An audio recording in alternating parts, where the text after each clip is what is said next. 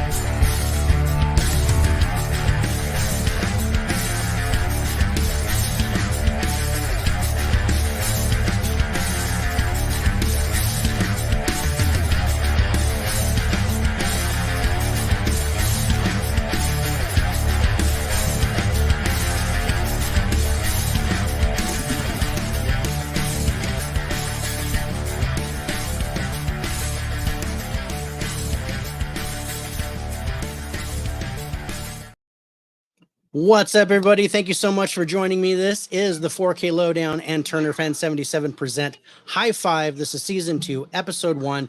Turner Fan cannot join us tonight, but I have a special surprise for him later. But until then, I'm going to introduce my guest, Mega Mike, the movie man. Welcome to the show, brother.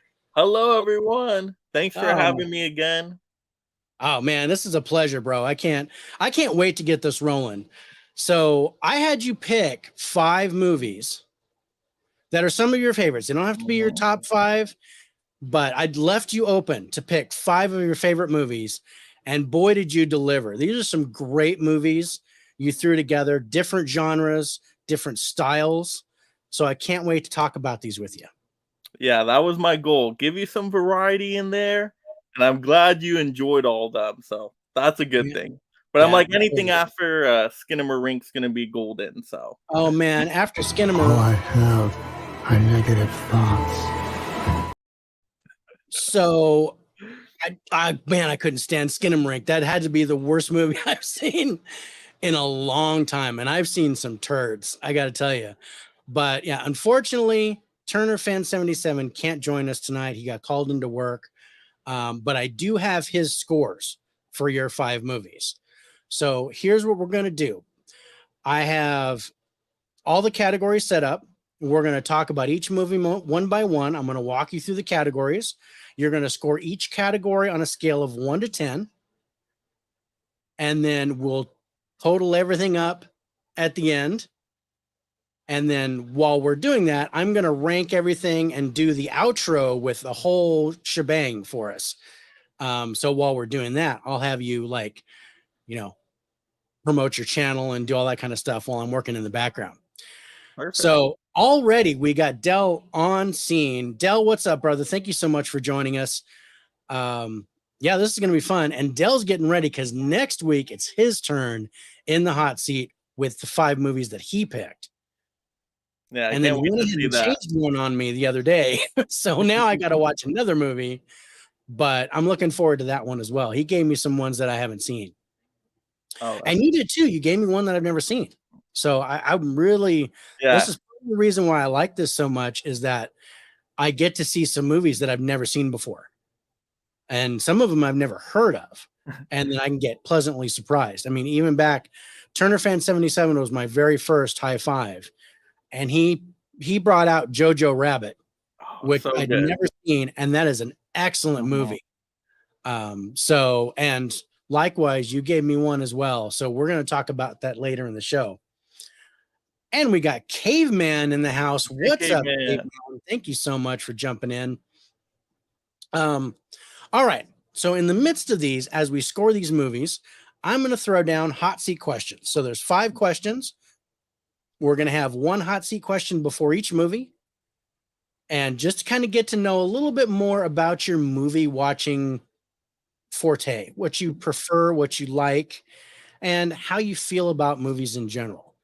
Um, Not too personal, but just kind of get to know you a little bit. Oh yeah, that sounds All great. right. So are you ready for your first hot seat question? Yes. Okay. First hot seat question. Do you prefer to watch movies in the theater, on digital, or through physical media? Oh And yeah. why? Okay. Theater. Theater 100% is the best way to watch a movie. They have the biggest speakers, biggest screens. I don't care whatever somebody's home theater setup is, it is not as good as a premium theater. I don't care how big the TV is. Even if you got a 100 screen inch TV, it's not as good as a giant theater screen. That's just how it is. That's my thoughts on it anyway. So if I can see a movie in the theater, theater is my go-to spot. Of course, if you can't go to the theaters because, the movie doesn't play there anymore, then I have to go physical media second just as a backup because that's the next best quality. But I love the theaters. That's my sanctuary. We have the same theater. We go to the same place. We go to I'm the same always place. out there. Yep. I love the theater experience. I Yeah. have to go there every week. If I don't go there every week, something is not complete. Missing. Something's missing. Yeah. I totally agree. Caveman says, Will Smith that like button, even on the replay, especially. Thanks, Caveman. I appreciate that, brother. Yes, please do give that the Chris Rock smack. Really appreciate it. Also, share it. Comment later if you guys are watching on the replay. Thank you so much for watching the replay. We've got almost a half a dozen with us live, so that's awesome. Right. So, yeah, I just got one thing to say to Turner fan who wasn't able to join us tonight. Your punishment must be more severe. I'm going to get you next week, brother. You're going to be on the show. All right. Are we ready for your first movie? Oh, yes. Okay. Here we go. Your first movie that we're going to talk about is Holes. Oh, yes. Such a good one. All right. So, what is it that you like about this movie? Well, to me, it's the complete package.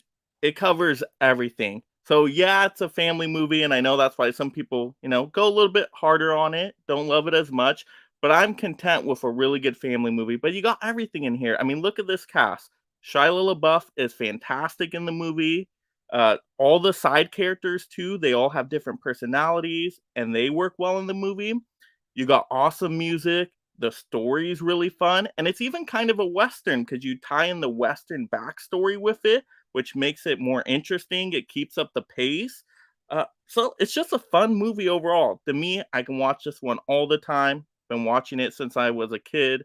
So I love Holes. To me, it's perfection. When I look at it, I'm like, I don't think there's anything wrong with the movie. I can't find one terrible thing about the movie, and that's why it's one of my favorites. That's awesome. You don't bother them, they won't bother you. Usually. So, yeah, I like this movie too. It was one of my kids' favorite movies growing up. It's got a really good cast. Sigourney Weaver, John Voight. Going back to the Western side, you got Patricia Arquette as the Annie Oakley type lady. I can't remember her name off the top of my head, and I had it. But I like the cast. Armpit and Zero and all those guys. It's a fun movie, and yeah, it's a family movie. Now I can't say too. I think the acting it was a little tight, but it is a really good family film. And I actually wanted to try to eat an onion whole after I watched this movie, but I changed my mind. I went ahead and deep fried it, and I had onion rings instead. So I still think I did okay. That movie makes onions sound so good, though. It's like an ice cream the tastiest sundae thing ever. And I'm like, that is just not right. But anyway, so yeah, I've got a couple of pictures from the movie. There's some really funny parts. There's some touching parts. But it's real easy to follow. It's not too complicated, and that's what makes it a good family film is everybody can enjoy it from ages 8 to 80, really. So let's go to the scores. Okay, so the first thing that we talk about is the cast. Now, when we're talking about the cast, it's by recognition only. So if you know a cast member by name and face, where you can look at them, oh, Shia LaBeouf, each person gets 2 points that you know by face and name. And then if you recognize them by face only, like, oh, I know that guy was in this movie, but I don't know the guy's name, they get 1 point. Okay. And that is accumulating up to a maximum of 10. Okay. So for this movie, with the actors that you know, out of a 1 to 10 scale, how many of these cast members do you recognize? And I am terrible with actor names. So you already mentioned Patricia Arquette. All right, so we Mhm. got that. We got Shia LaBeouf. We got Sigourney Weaver. So those are the names I know. Mhm. I feel like I know the faces, but I don't know any of their names. And Ah, faces, you get a point for that too. So right now you're at 6. okay. As I'm trying to think, I wonder if I do know anybody from anything else. And I'm sure I've seen them before. I'm sure I have. But when I see their faces, I can only think holes. I don't know why. Mm. So I wonder if that defaults me already to 6 then. I'm trying to It think. might default you to Um, 6, my brother. I don't know. it might be. And once again, I'm terrible with actor names and like knowing actors in other movies unless like you make that connection for me. I don't want it to be 6, but if that's how the scoring works, That's how the scoring works. that's how But it works. so that's put you down for a 6. All right. All right. The second category is acting. So with acting, this is connected to the cast. So based on, your score for the cast, the people that you recognize, how was the acting for them? And likewise, the one that you don't know, was their acting good? So it's kind of I'm almost going to call it a bell curve, to where Mhm. if you have a 10 for the cast, but they didn't all like pull their weight in the movie, then the acting drops to maybe a 7 or a 6. But if you don't recognize the cast and they did well, then you might actually give the acting an 8 or a 9. Okay. Okay. So keeping that in mind, thinking about, you gave the cast a 6 because you only recognized 3 Mhm. people. If they were up to specs, so where their job, they were like, okay, they did a good job, so I'll give those points. So it's 6 to 6. Now, if anyone else in the movie did a really good acting job, then you add extra points based on that. Okay. So like Zero did a good job, you add a Mhm. point for him. If you liked Armpit's character, if you liked the lawyer, Mhm. which her name was Roma Mafia, it was her Okay. name. Um, uh, John Voight, who was the guy who got bit with the snake on the face. Um, the little guy that was I guess the doctor, the Dr. medic. Polanski. Oh, if he did a good job, you add points based on that. So what do you think? Scale of 1 to 10, how is the acting in connection with the cast? Yeah, to me, this is easy. I'm gonna have to go with 10. To Okay. me, this is my favorite Shia LaBeouf performance. I think he's really good in Transformers. He's great in Peanut Butter Falcon, but Peanut Butter there's Falcon was something. awesome. Oh, such Another a one good that movie. came as a surprise to me. I Oh, never heard of so Peanut Butter good, Falcon. It so was good. really nice. But when I think Shia LaBeouf, I still think Holes, and that's maybe just because I love Holes, but he is able to bring such Yeah. emotion, especially with his bond with Zero. So Zero does a really good job to kind of sell that friendship, and you believe it. You believe it wholeheartedly that that's a true friendship, and by the end, they almost get you in tears with what they go through together, climbing that mountain and all of that. Yeah. And then Patricia Arquette, amazing as Kissing Kate Barlow, right? She's so good. Absolutely. Like she brings you to tears too with Sam, like Yeah, their with her romance. story I with mean, the, ooh, yeah, so good good, story. so good. And to see her character turn, right? Oh gosh, Yeah. yeah. And then everybody, all the camp counselors, right? Sigourney Weaver does amazing. You're terrified of her, especially when she does a scratch Oh yeah. across Mister Sir. Ooh, Yeah. so when I think of every actor, even just the supporting ones with Zigzag and Armpit and X-Ray, they're perfect. The Great ensemble's personalities really shine nice. I through. like how Mhm. that cast comes out. What? Yeah, Yeah, even when just Twitch shows up for a little bit, he does a good job twitching and what he should be. So I Yeah. think all the actors did a phenomenal Tell, job. tell Mike. Yeah, no, don't grab it. Hello. Say hi. Say hi. Hello. Okay. That way. Yeah, so acting's easy for me, 10. Nice. Good score. Yeah, and Delsa's Peanut Butter Falcon is amazing. I think so too. That was a great film. It's kind of off the mark, but my favorite Shia LaBeouf movie is Eagle Eye. You know Where he what? I actually don't think plays I've ever twins. seen that one. I've seen the trailers. I never watched it though. I dug that movie. Billy Bob Thornton is in it, Michelle Monaghan. And it's got a really good cast, really good action, and it's all practical effects with the car crashes and stuff. I totally dug it. But yeah, he actually plays twins. And That's not at awesome. the See, I same didn't even time. know that. Yeah, so it was pretty cool. And Caveman, quit calling me cutie. I almost thought it was about me. I was like, "Thank you, caveman. You're so nice." Probably my little lit match behind me who's decided to join us for the show. But That's all right. we needed another co-host. So yeah, I know.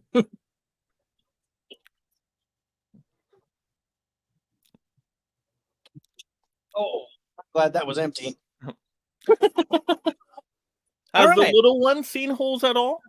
Old enough for Holes yet for a family movie? She's not old enough for Holes yet. We've she's still Secret Life of Pets is her There thing. you go. So She still in the absolutely animation. She still loves the animation and things like that. But yeah, we haven't gone into the live action too much. She doesn't really stay focused on those too well. But I will introduce her to Holes in the next year or two. I think she'll really like it. All right. Next category is the plot. Here's the trick with the plot. This is going on. Oh, and before I do that, what's up, Holland? Thank you so much for joining. Caveman saying hey, and then Dill says my fave LaBeouf roles are Peanut Butter Falcon, American Honey, and Honey Boy. And I don't think I've seen American Honey or Honey Boy. I tried Honey Boy one time. I couldn't get through it. I had to turn it off. I'm like, I'm not feeling it. But I haven't seen American Honey, I don't think. Yeah. I haven't seen any of those. I haven't seen either of those honeys. Everybody's saying what's up to everybody. Okay. So the plot. The trick with the plot is I'm going to read you the synopsis from IMDb, and judging only by that, not by you. Have you seen it before? Not by the cast, anything like that. You have to say on a scale of 1 to 10 whether you would watch the movie or not. Okay? All right. So here's the synopsis from IMDb. It says, a wrongfully convicted boy is sent to a brutal desert detention camp where he joins the job of digging holes for some mysterious reason. So judging by that and that alone, how likely on a scale of 1 to 10 would you be to watch this movie? A 10. That's in my wheelhouse for sure because, I mean, it sounds like it's going to be kind of dark and gritty, kind of like a drama almost, which I'm really into those movies, as you can see with some of my other choices. But then it has that fantasy element in there too, right? Something mysterious, right, is happening at that camp.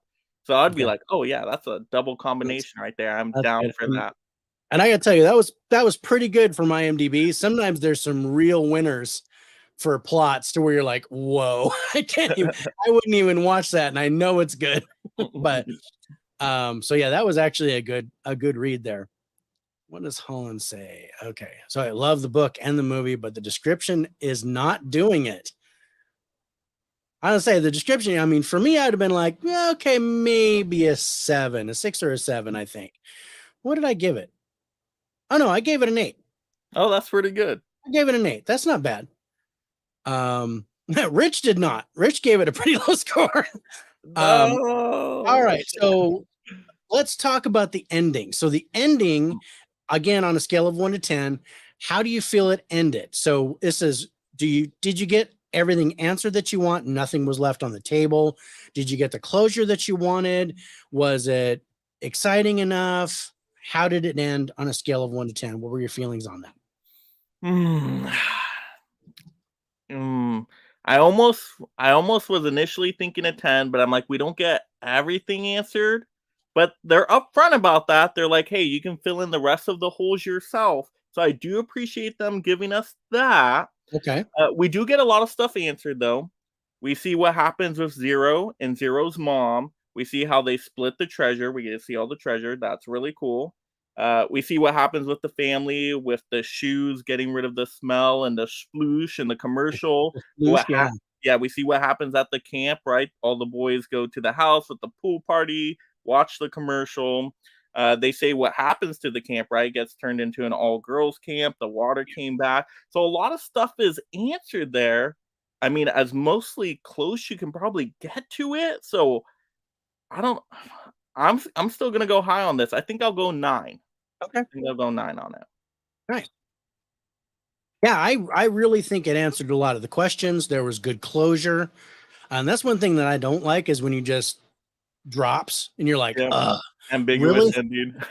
Give me something. I don't mind a little bit to the imagination, and they do give us just enough of that to where you're like, oh, okay, cool. So all this stuff is going to happen. But yeah, you get all the answers that you wanted with the rest of the boys, with Zero and Stanley, and with the dad and the invention, and you get all that good stuff. So yeah, I'm totally with you on that. I gave it a 9 as well. So Caveman says my favorite Shia LaBeouf movie has to be his take on Rear Window, and that was Disturbia. That is a good one. I did like Disturbia, and he also really liked Eagle Eye. Yeah, Eagle Eye is something that's not talked about. So when somebody says, "Oh, Shia LaBeouf," and I'm like, you know what, I really like that one. So if you get a chance, check it out. Put that right with Independence Day and watch them both back to back. I still need to see that. That's a good double feature right there, though. Good double feature. You get a little bit of sci-fi, a lot of action. I think that'll be thumbs high. It'll be good. What are you doing? My granddaughter is being crazy. All right. Next category is the story. Now, if the plot, think of the plot as the seed, the story is the forest. So what you're thinking about is beginning, middle, and end. How does the story go? Does it drag in any spots? Were there, pieces of the story that were left off in the middle, or, did, beginning, middle, and end, did it fit together really well? On a scale of 1 to 10, what did you think of the story? Yeah, this is another easy one for me. I think the story's a masterpiece here, so I got to give it a 10. I think it's paced very well. I love the beginning setup. You see how they get in this predicament, how they get sent to the camp with the shoes falling out of the sky. You learn about the smell going on in the house and all that stuff going with the family. I learned about the curse, right? Yeah. So I love the beginning. I love that setup. And then it's paced so well. You get to see his character arc. Also, I mean, Zero's character arc as well. But they get a friendship going. I love all that. All the holes are explained with the backstories. Why are they doing what they're doing at the camp? So I love how the backstories woven in with the Western part. Because then it keeps it fresh, too. I feel like if you didn't have the backstory, it might get a little boring, might drag on a little bit. But it kind of changes paces between movies a little bit within that. But it's all still connected. And then we just talked about the ending. The ending was very well done. So I don't have a fault in the story at all. I thought it was all exciting moments, all important for each of the characters in there. I don't find one scene where I'm like, oh, you know what? I would take that out. Okay. So scale of 1 to 10. 10. 10. Sure. Which I'm going to be generous on these movies because, they're some of my favorites. They're your favorites. I understand. Just I want you to try to be objective with a couple of things. Just keep some stuff in mind. And we're gonna actually get this is more like this is where you kind of can play your favorites with the cast and with the acting and the story and the plot and things like that. As we get to the second 5, this is more of the technical stuff. So this is where you go, okay, yeah, maybe this wasn't as good, or maybe that one isn't good, but we'll see. I'm going to try to get you to be as objective as possible, but I'm trying, audience. I could not do it with, I got Turner Fan 77, I got him to give 1.9 to Into the Spider-Verse. All 10s for everything else. I finally got him to give me a 9. I go, finally, you gave me a 9, because I was like, I grilled him and grilled him and grilled. Okay, fine, I'll give it a 9. But all right, so let's get into the technical stuff. The first thing in the second 5 is the script.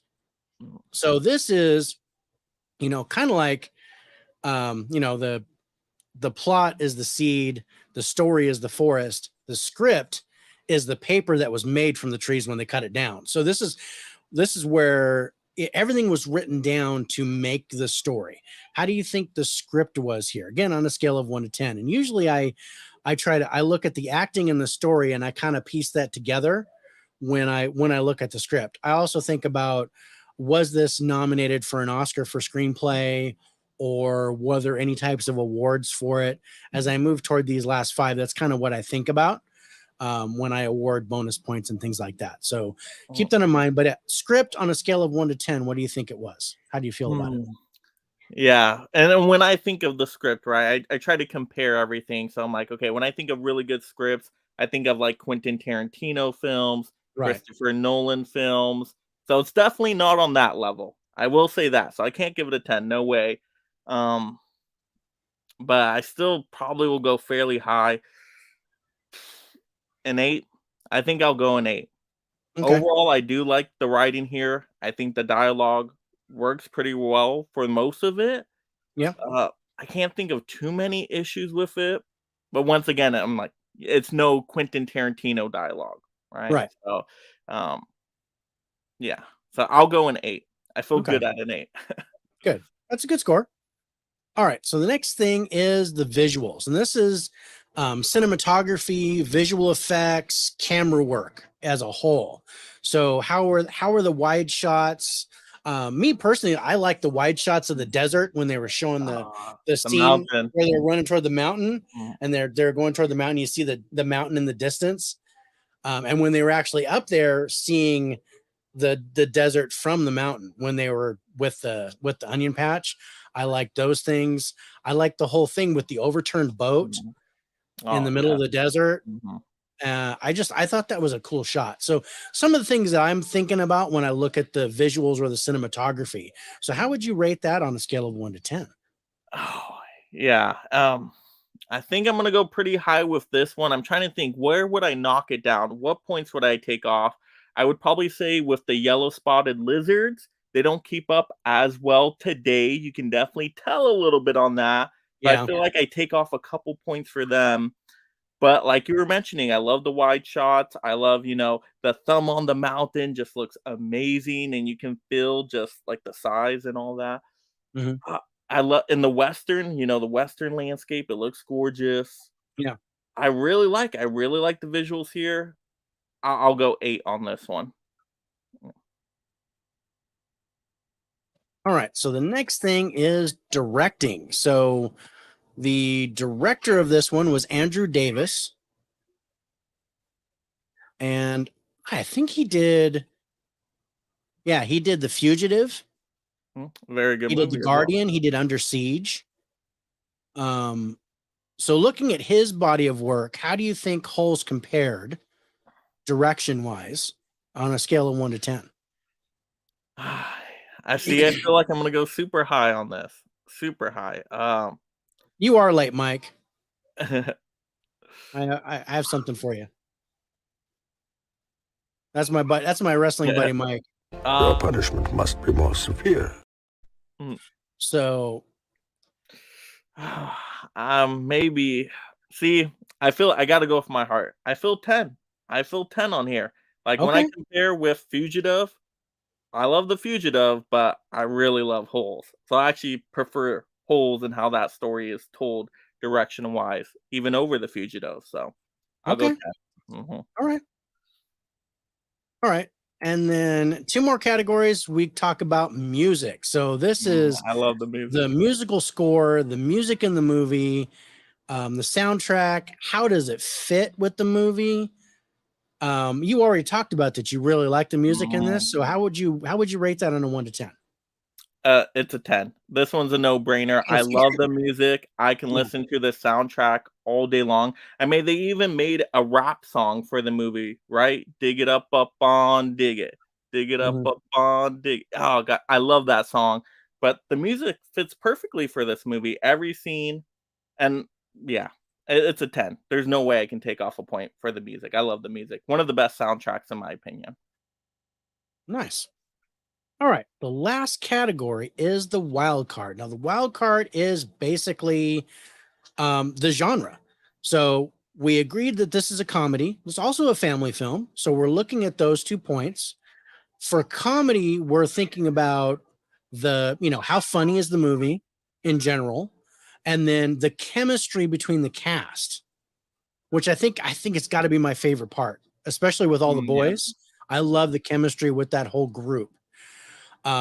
So, and then as a family film, we talked about how we feel this is kind of almost a pure family film. And how would you score that on the whole thing on a 1 to 10 scale based on the genre? Yeah, because I've always thought of this movie as family. I never even thought of it as comedy, but if it's listed as a comedy, I gotta tell you, David, I don't really laugh at this movie hardly at all. So if I we're agree. judging it as a comedy, I don't really think it fits a comedy. I don't think it does well as a comedy. If that's its purpose, how many Okay. points would I knock off with that? Like, I think it's perfect family movie, Mm, but not a comedy at all. I would not watch this for laughters or for any comedy purposes. yeah. How would you feel about it? Do you feel about it more as a drama or an I action would movie? I would have it more as a drama over a comedy, but I don't see Okay. it's so weird because on my shelf, I have my own area for family movies that are Right. all separate from the dramas and the comedies, so but if I Right. had to put it between comedy and drama, I would almost put it in drama before Okay. comedy. I really don't think it's All right. Yeah, yeah. I have it in comedy in my Mm. section, but okay, so let's stick it in drama in your section. What would you give it on a scale of 1 to 10 as a drama? Ooh. Yeah, see, Because I this mean, is it's such a kind of weird a one. hybrid. You can go I both know. ways. I mean, I Yeah. really think like Henry Winkler and the mom, I think they were funny. Mm. I loved them. They cracked me up. I thought the kids were funny. But there's a real serious point. It's Mm. almost like a satire, kind of like Yeah. Jojo Rabbit was, where it had funny parts, but then there was also a very serious undertone, Yeah. But, which makes but it the funny parts in Jojo Rabbit, I'm, like, laughing out loud, right. um, which I'm never laughing out loud on Holes. Yeah, I'm gonna knock this down some points here for sure, because even as a drama for dramas, usually I'm like, "Does it get me emotional? Does it get me crying? Do I really" Exactly. and even though I do have some of those emotional impacts of some of the characters, the bond that's being made with all the friends and Zero and, uh Uh, is it that It's no strong though? Schindler's Is it List. yeah, it doesn't get me to that crying emotional point. Right. Gotta knock off points for that. Ooh, this is gonna be the lowest score out of my whole thing, but 6. I'll give it a Okay. 6. Yeah. Yeah, I hate to do it, but I had to give it a Well, 6. that's okay. But it's weird it's a weird one because it's like, where does it fit? I mean, some people may even say, "Hey, should we put it in the westerns?" But yeah, it's definitely not as good as the good, bad, and the ugly, right? For Right. western, so I I mean, mean, like you almost can't um, put it with a western. I mean, it's got Mhm. western aspects, but if you're going to try to match it up to Good, the Yeah, Bad, and the Ugly, or Tombstone, or Silverado, or stuff like that, there's no way it can stack yeah, up. I think I don't know. I think it stacks up best as a family film, but I have Western as well as family to be like a type, not a genre, mm, because a Western can be action, it can be drama, mhm, it can be a thriller, it can be a comedy. You got yep. 8 Million Ways to Die in the West, which my dad loves that movie. It surprised the heck out of me. My dad's 73 years old, and he's like, "I love this movie. You seen it?" And I'm like, "Really?" He's a huge Western fan, and I was totally surprised that he liked that movie. But all right, so let's go to our scores.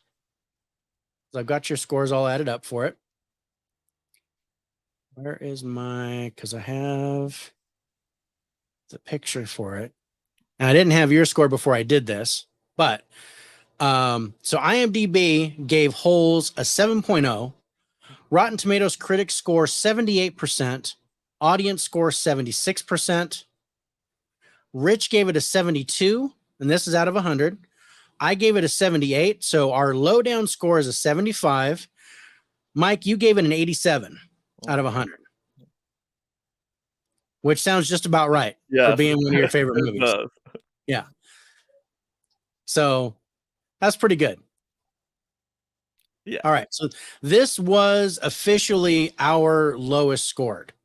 Between Rich and I, we gave mainly Rich. He gave it a 72. He was the lowest score. I'm blaming him, put him under the bus because he's not here. So, but yeah, I gave it a 78. I like it. I think it's a solid family film, good to watch, something that can be watched multiple times. And when it's on TV, sometimes I'll just leave it on and I'll just watch it from the middle of it because I'm never lost when I watch the movie because it's pretty straightforward. It actually isn't Rich's least scored movie.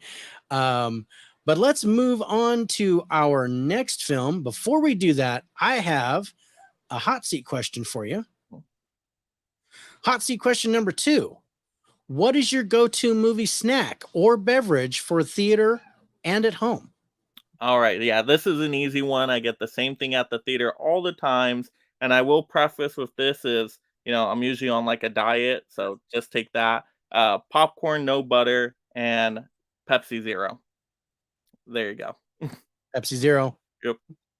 Definitely. And that at home too? Do you do that when you're watching a physical, or do you pop some popcorn in the microwave? Or you know what? I don't really munch that much at home when I'm eating. When I'm watching a movie. No, I guess maybe I'd eat some almonds. Okay. Almonds, maybe Slim Jims, fruit bars. Once again, it's like healthy stuff. right. Sorry to disappoint people. No, that's totally cool. You know what my go-to snack is at home? It's really weird. Maybe not too weird. Chocolate covered banana chips. Yes. And frozen. So frozen. I get them in bulk at Winco, which I know is right down the street from you. You can get to that pretty fast. So I go to Winco and I buy that in bulk, like 2 pounds of it, and I put it in the freezer, and then I take a handful of them and I just snack on those while I'm watching a movie. That's usually my go-to at home. But popcorn, Pepsi Zero for me in the theater all the time.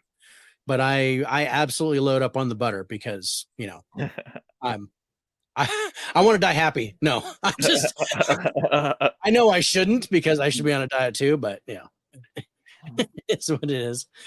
Let's see. Okay. So yeah, that's it. Oh, what's up, Huck? Oh, man, making a pizza. We were just talking about that. So got you on while I cook. Oh, that's awesome.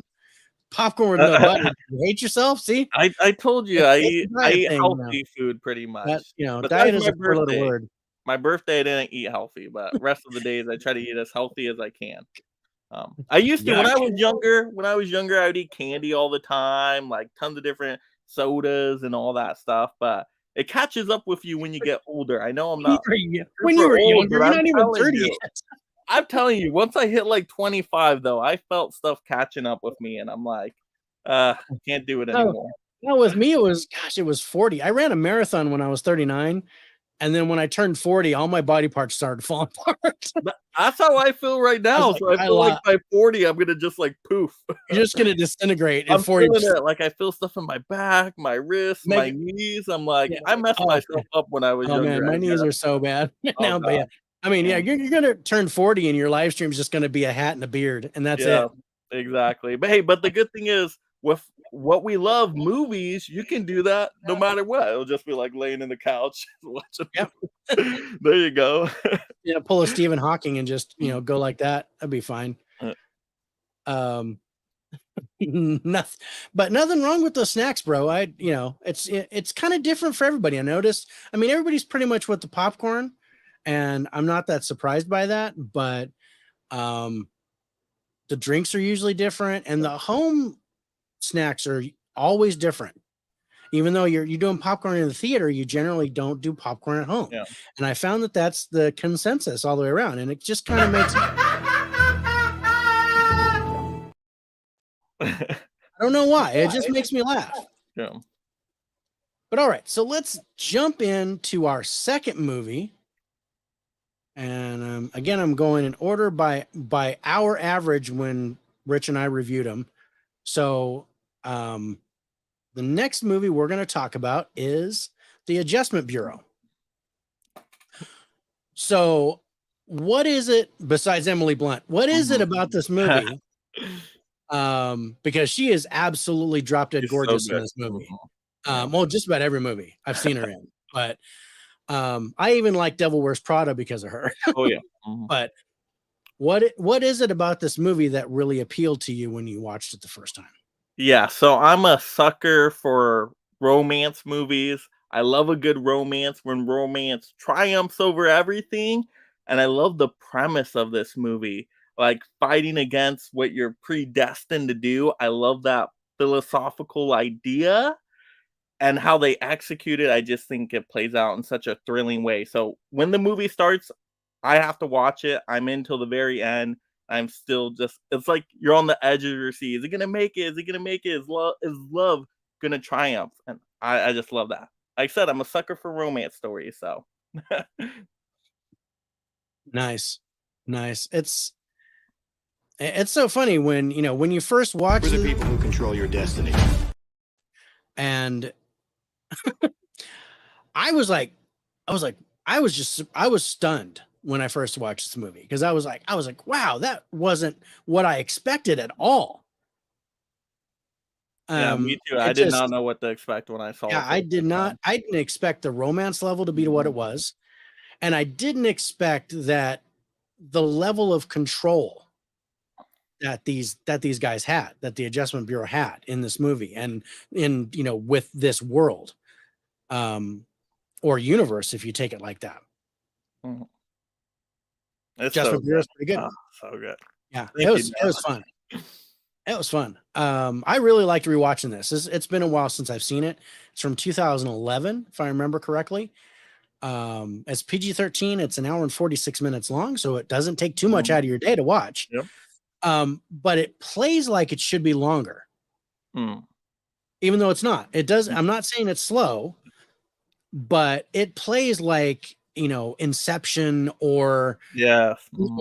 something like that. It plays like a Christopher Nolan movie or something like that. And you're thinking, oh man, this is going to be 2.5 hours and it's going to be all complicated and it's going to all stuff. No, it's really, does love triumph over happiness, or does love triumph over riches or wealth or whatever? What do you choose? And I thought that's an interesting, just a simple synopsis of what this is about. But we'll get to that when we talk about the plot. So let's first talk about the cast. Knowing what we remember from the first film, when we talked about the cast, 2 points for each person you recognize by face and name, 1 point for a person you recognize by face, but you don't know their name. Okay. So what would you give this on a 1 to 10? Once again, you guys know I'm terrible with the actors' names, so please forgive me. Please forgive me in advance. So we got Emily Blunt, got Matt Damien, can't forget him. And those are the 2 I know for absolute sure. And I hope this is correct. Correct me if I'm wrong. It's Anthony Mackie in there, right? That's Okay, correct. there we go. There we go. I'm like, okay, I remember him. So those are the 3 names I know. I don't think I know anybody else's name in there. Is this gonna default to 6 again? I'm trying And to default think to of it. 6 again, it looks like. I'm like, have I seen them in other movies? And I'm sure I have, but I cannot remember. Yeah, we might have to go with. We'll go Wait, with no, 6. no, no. Wait, let Okay. me think. Oh, so the Adjustment Bureau people. No, I don't. I'm drawing a blank right now. I'll Okay. default it to 6. Default to the 6. Okay. I mean, I gave it an 8. So there was a couple people that I recognized by face, but not name. There's a cameo by Jon Stewart. I didn't actually count because he doesn't really have much of a role in the movie.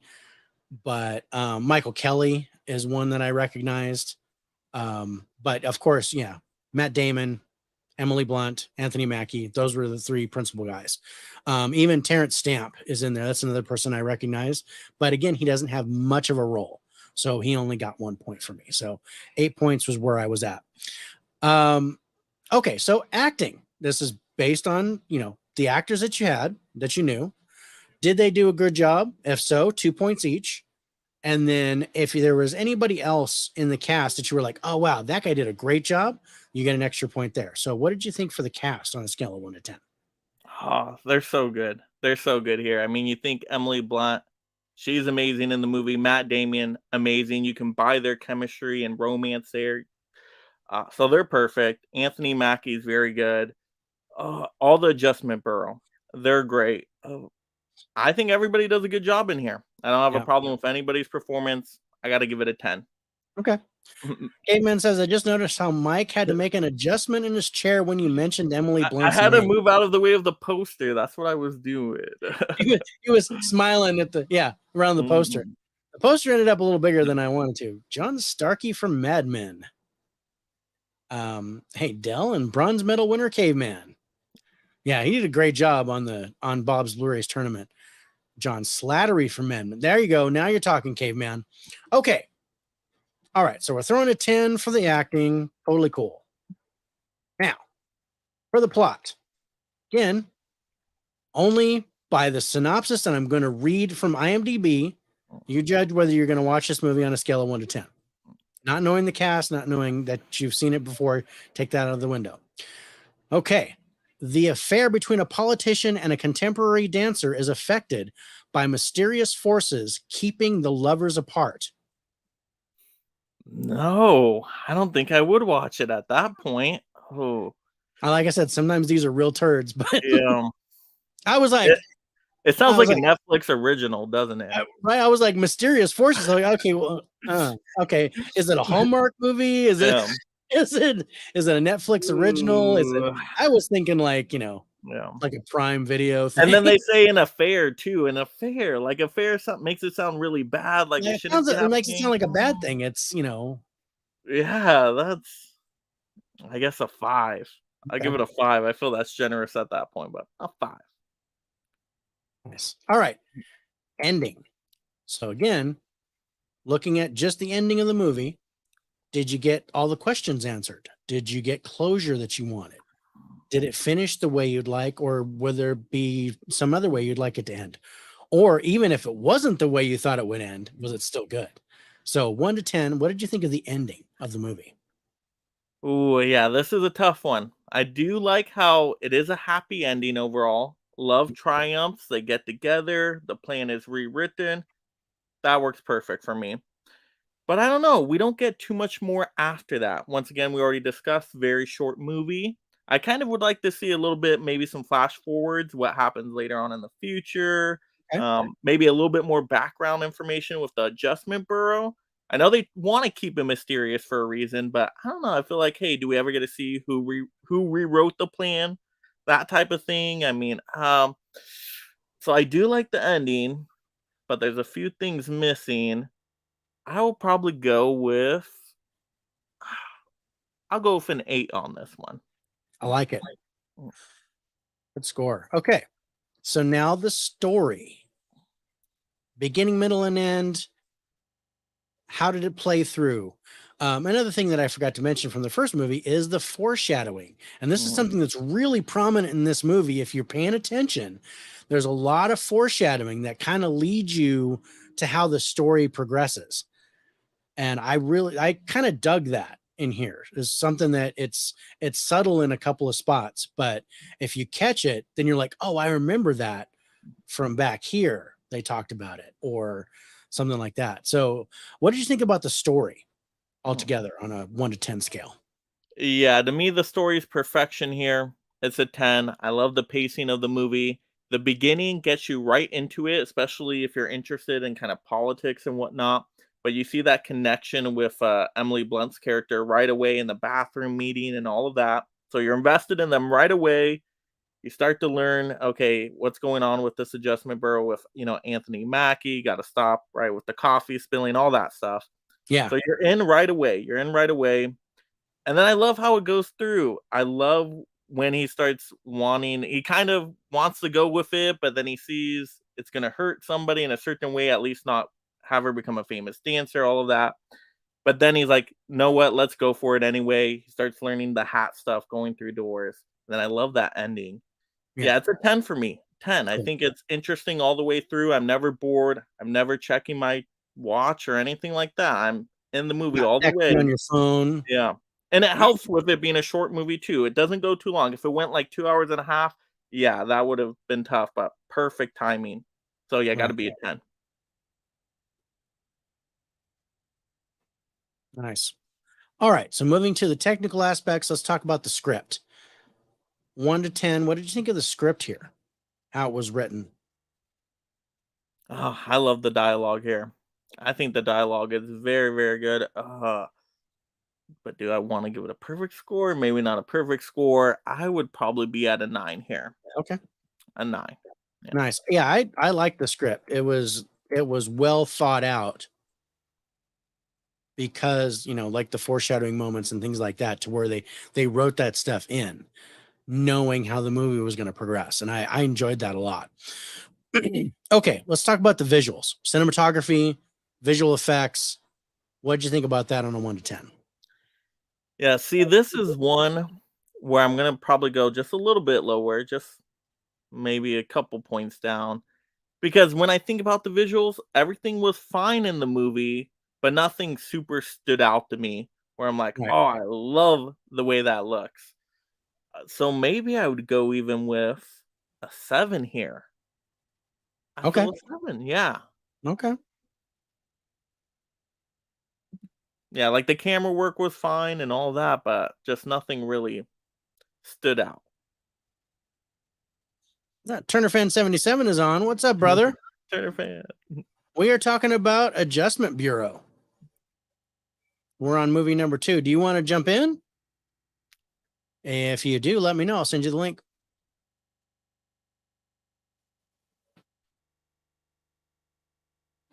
Actually, I think I did send him the link.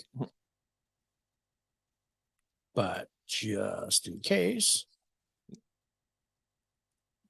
Yeah, come and join in, Turner fan. I must hear your reasoning for holes.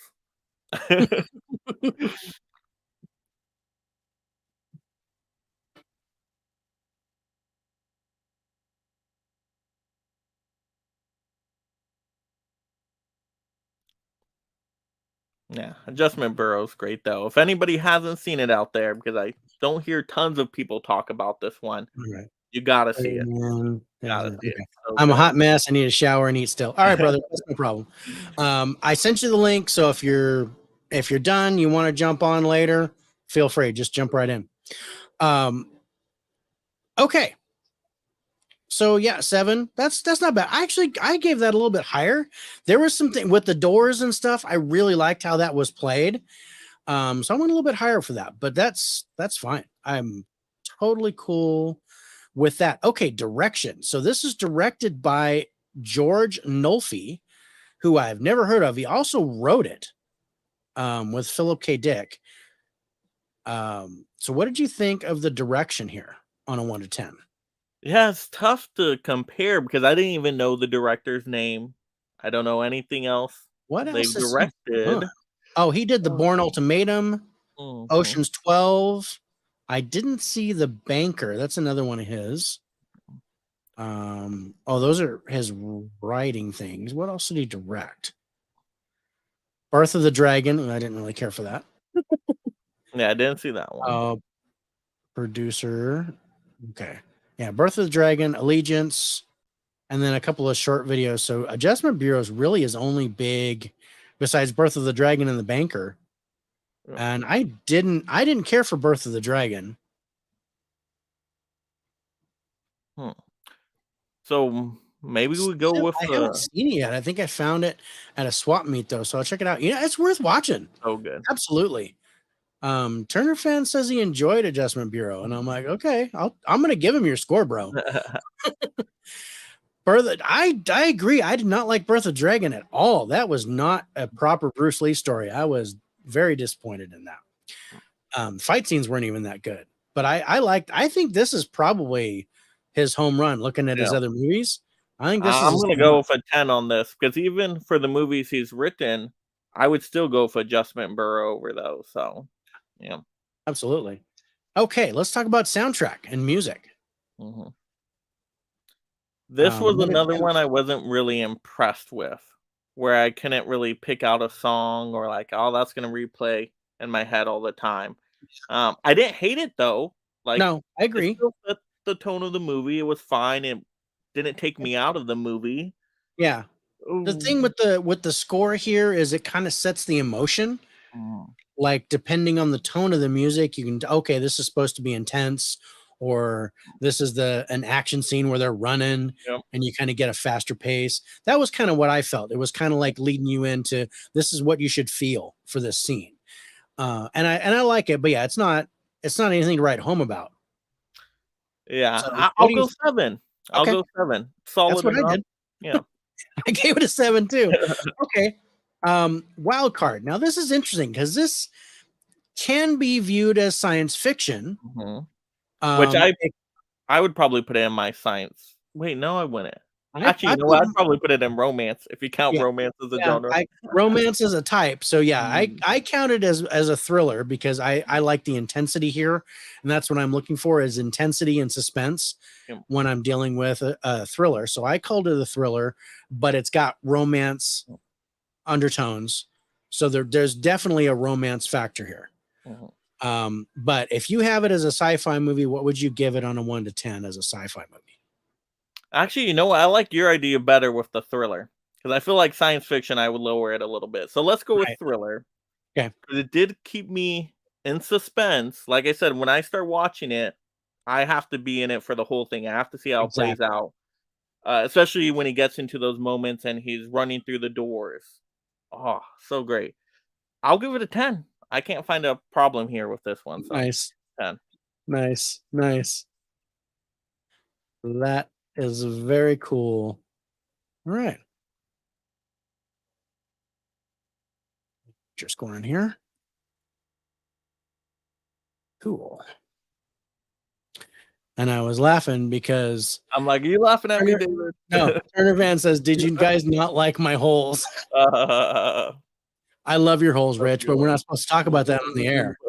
Um, makes sense since Philip K. Dick is a sci-fi author. He did stuff like Blade Runner, right?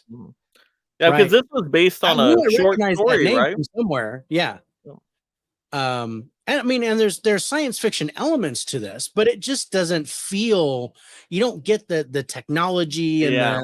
Not like there's the aliens and futuristic, space yeah, and all that, stuff like robots, that. all that. It's more of a thriller More because it's thriller, like yeah.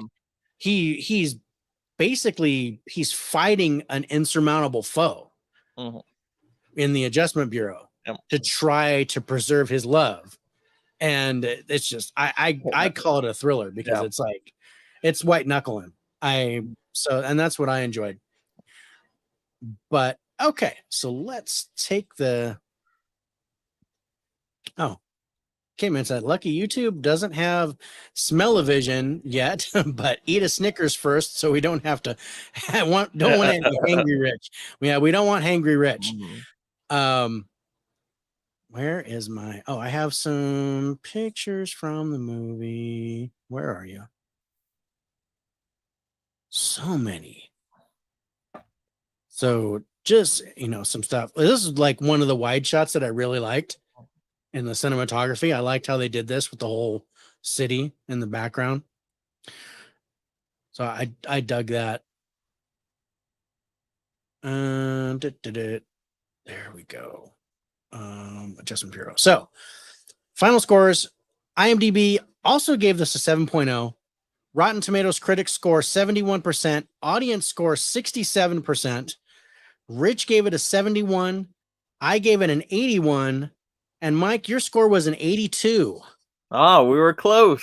That's for our Adjustment closest Bureau. yet. So yeah, we were right there, brother. So I really enjoyed rewatching this. It was a lot of fun. Yeah, it's so I good. It's I have to rewatch all these movies at least once a year. mhm.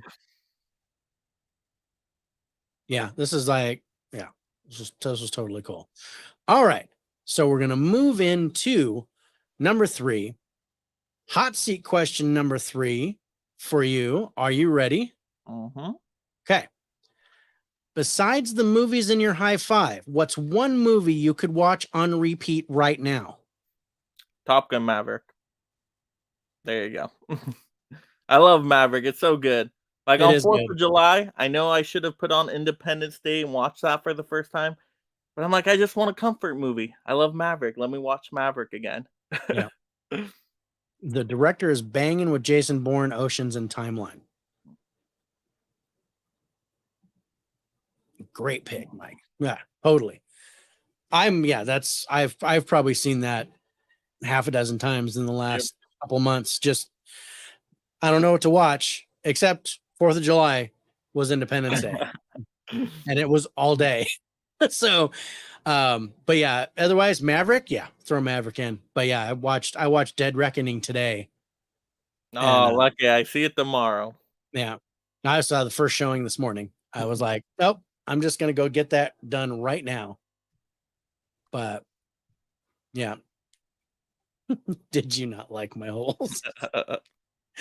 Rich, I love you, brother. But All Rich right. was tough on this movie too. He was being tough on it. Yeah, he was a little tough on it. But yeah, I was like, this was one where Rich and I were 10 points apart.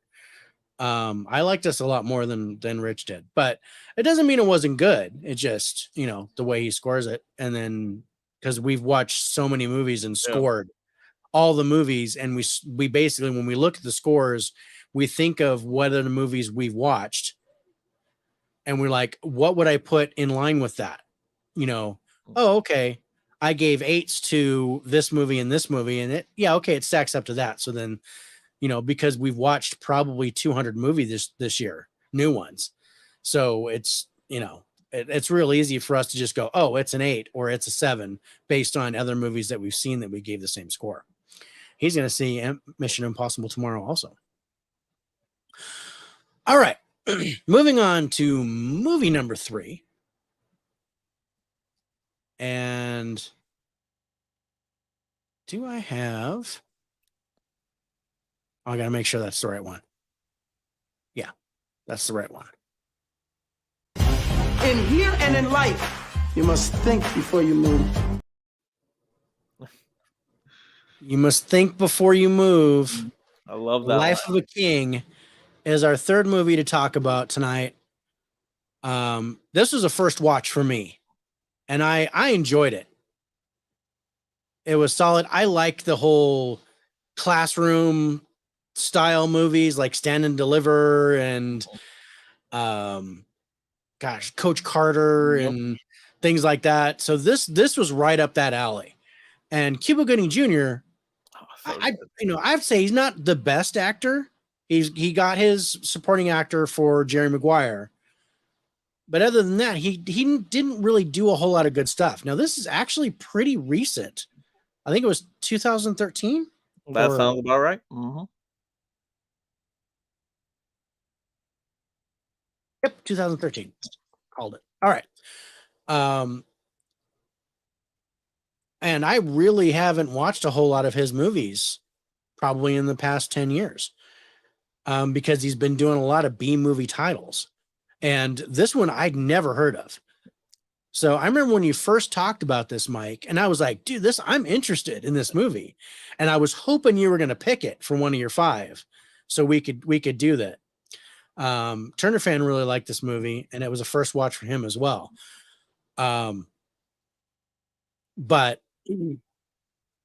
yeah, this is an interesting one. Del, watch it. Give this one a watch. Maybe do a movie swap with Mega Mike. Oh yes, you can watch Life of a King, and he can give you, Mike, one of his. Speaking of which, Del and I have a movie swap on the 17th coming up next Monday, and it's interesting. He picked one of mine, I picked one of his, and I'm really looking forward to that show. That's going to be a lot of fun. Definitely watch it, though. Yeah. So So this is, and I'm sorry to say, this is a point where it's gonna hurt a little bit because of the cast. It hurt a little bit for me. Yeah. Because I didn't recognize a lot of people here. But what would you, looking at the cast, what would you give this on a scale of 1 to 10? And again, this is gonna hurt it. Yeah. 1 point for someone that you know by face, but not by name. Yeah, it's gonna have to be a 2. I only know Cuba Gooding Jr. I don't know Okay. the rest of the cast. I don't remember seeing them in any other movies.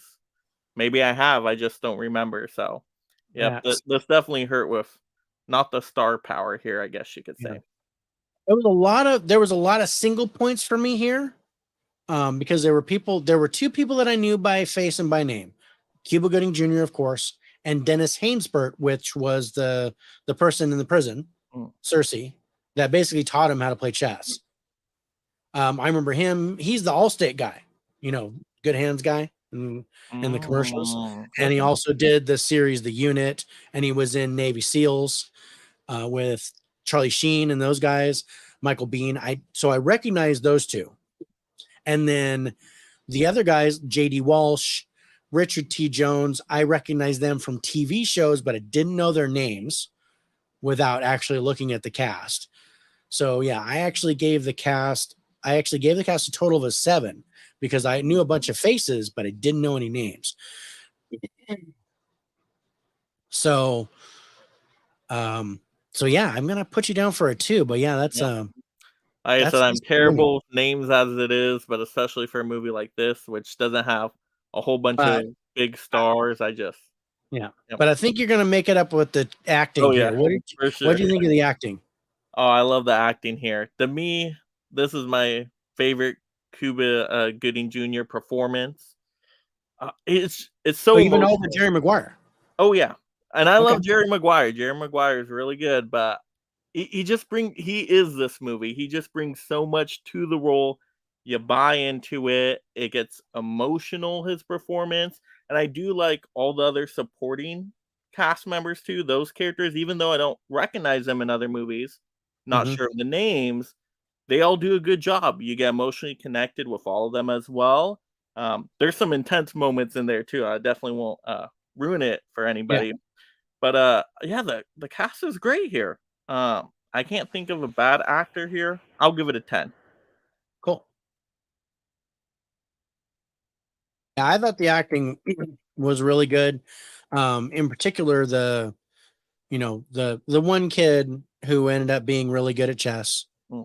I liked his role. I think he did a great job. I had no idea who he was. I recognized both of the people who played Cuba Gooding's kids in the movie, the boy and the girl. There was some acting for me that was a little off-putting, mainly by some of the other kids in the class that really didn't have much going on. Even the one hard gangbanger guy that was against him through the whole thing, he didn't really appeal to me until the very end when he finally understood what Cuba Gooding's been teaching him the whole time, and he finally got it, but it was already too late. And I'm not going to spoil it for anybody because I want everybody to see this movie. This is a good story. It's based on a true story, and I know Rich loves those. Especially when they do like the text at the end to give you like the final things and stuff that happens. He loves that. Those. That's like his favorite thing. Me, if I wanted to read, I'd get a book, but I do like some of the facts at the end and some of the pictures of the real person and the kids at the end. I dug that. So that was a lot of fun. But let's go to the plot. And let's see what you think about this. Again, just by I don't like the sound of that. Okay. So ex-felon Eugene Brown establishes a chess club for inner city teenagers in Washington, D.C. That's it. Yeah, that's a tough one. That hurt. Yeah. It deserve, I mean, it I don't is. hate It it, kind of lets but you know, it oh, it's leaves, about this guy, and he, my first thought is, yeah. I'm not much of a chess guy. See, I like chess. I'm a big chess person. My claim to fame with chess is that I beat the president of the chess club when I was in high school, and then I walked out of chess club. That's as far as I went because he thought I couldn't do anything. I beat him in 4 moves, and I walked out. Oh, that's But that's the only thing I know. I mean, I've played chess. I don't love it. But it just never appealed to me. But this movie, if you don't like chess, this movie can still be a good watch because they don't really focus on that so much as it's the teacher student dynamic. Somebody teaching somebody something, helping somebody get out of the projects, get out of the inner city. And like all those ones, Freedom Writers, and I'm going to bring up Stand and Deliver again because that's one of my favorites. Lean on Me with Morgan Freeman. The Principal with Louis Gossett Jr. and Jim Belushi. A little bit funny, but same type of thing. Dangerous Minds with Michelle Pfeiffer. All that stuff. It all kind of lines up with this. Yeah. Mike loves chess, but he's not very good at it. So, okay. So you like chess. So that might actually give bonus points here because it's about chess club and this and that. So, give it your best shot on a 1 to 10. What do you think of the plot? Would you watch this movie? Yeah, it kind of catches my attention with the chess part, with inner city. I like that style of movie with just how you were talking about all those examples. Like Coach Carter is another favorite of mine. Yeah. So that would It's almost kind of on your list. that would kind of pique my interest there. But I feel like it's incomplete. Like I needed a little bit more. Like saying, like more trying the impact angle and giving us a little bit more. I feel like there's a little bit more they could have given us. So I'll give it a 6 just off of that synopsis. That's not horrible. That's not horrible. I thought it would be a lot worse than that because I read that I was like, oh. This is just like Rocky. I don't care for real boxing, but I love the movie about boxing. Sign of a good filmmaker. Yeah. And Mike says The Principal is fantastic. I enjoyed that movie. That was a lot of fun. And kind of weird to mention, but there's a movie called Wildcats starring Goldie I Hawn. love Wildcats. I just saw that for the first time. I love that movie. So good. Goldie Hawn. And the rap song at the end, hilarious. Oh, very good. Fun fact, The Principal was almost on my list, Dave. That would have been a good pick. I would rather you pick that than something else you grabbed. No. But no, it's going to be fun. His top 5 were awesome. Life of a King on Crackle, Pluto, and YouTube for free. Yes. It's also on Prime. That's where I watched it. Because it's on Freevee. It's on Freevee. You can get the Blu-ray. But it's on Freevee. So I watched it on Prime. You just have to deal with the ads. But yeah, I watched it on Prime and it was fun. Thanks, K-Man. Yeah, Mike's list was great. Both Mike's lists were great. Yeah, I gave you a little bit more choices. I think the only one that Harrison's is that's the only one that's bugging me because he's like, I'm going to give you one movie from each decade going from the 1920s to the 1960s. And wow. Oh. Yeah. I'm still working on Dell's. Yeah. I've got to watch the one that Dell replaced and I think one other one and then I'm done with Dell's. But that's going to be fun next week. Dell's is going to be next Thursday, the 20th, 6 p.m. Pacific, 9 p.m. Eastern. And since Rich is on, we've got to talk. Let's do the scores for this first, but then I want to do our promo for our new brand. So we're at the ending of this. So what did you think of the ending of Life of a King and how would you score it? I did really like the ending. I don't want to spoil anything, of course, but I think it ends well enough. I think the life lessons are learned. You get those emotions that come across. Yeah, I love that chess match right there. Yeah. Um, I think it works. I think the ending works, and I do love how it gives you more of the information at the end, like you were mentioning, and some pictures of the real life events. Mhm. So I like the ending. No complaints with the ending here. I'll give it a 10. All right. All right. Let's talk about the story. Beginning, middle, and end. Were there any parts that dragged? Did you have any problems with the story as a whole? What would you give that on a 1 to 10? Yeah, this is perfection to me, masterpiece right here. It's gonna have to be a 10. Paced very well. It draws you in right away. Um, it keeps you guessing too. There's some surprises in there, so it does keep you on your toes a little bit. And the emotions come across in the story. And to me, the movie is all about life, right? Yeah. Thinking moves ahead. That's why they use chess. Got to think moves ahead, and it plays that into people's lives. And I'm a sucker for stories like that. I love Yeah. those kinds of stories. I mean, this is one of the movies that inspired me to get into education. That's how impactful the movie is. So yeah, I got to give it a 10. Got to give it a 10. Nice. And Rich gave it a 10 as well. I, however, gave it a 9. And my thing was that I found a couple points that were too predictable. Like I knew things were going to happen as the movie progressed. So there weren't as many surprises for me as I wanted. I did like the story as a whole. It went through just fine. It did exactly what it was supposed to do. And I love the whole thing at the end with all the information about the real guy and what happened, pictures of the real chess clubhouse. I dug all that. But yeah, I had to knock it down a point because there just wasn't anything unpredictable. There wasn't any surprises for me. But still, 9's a good score.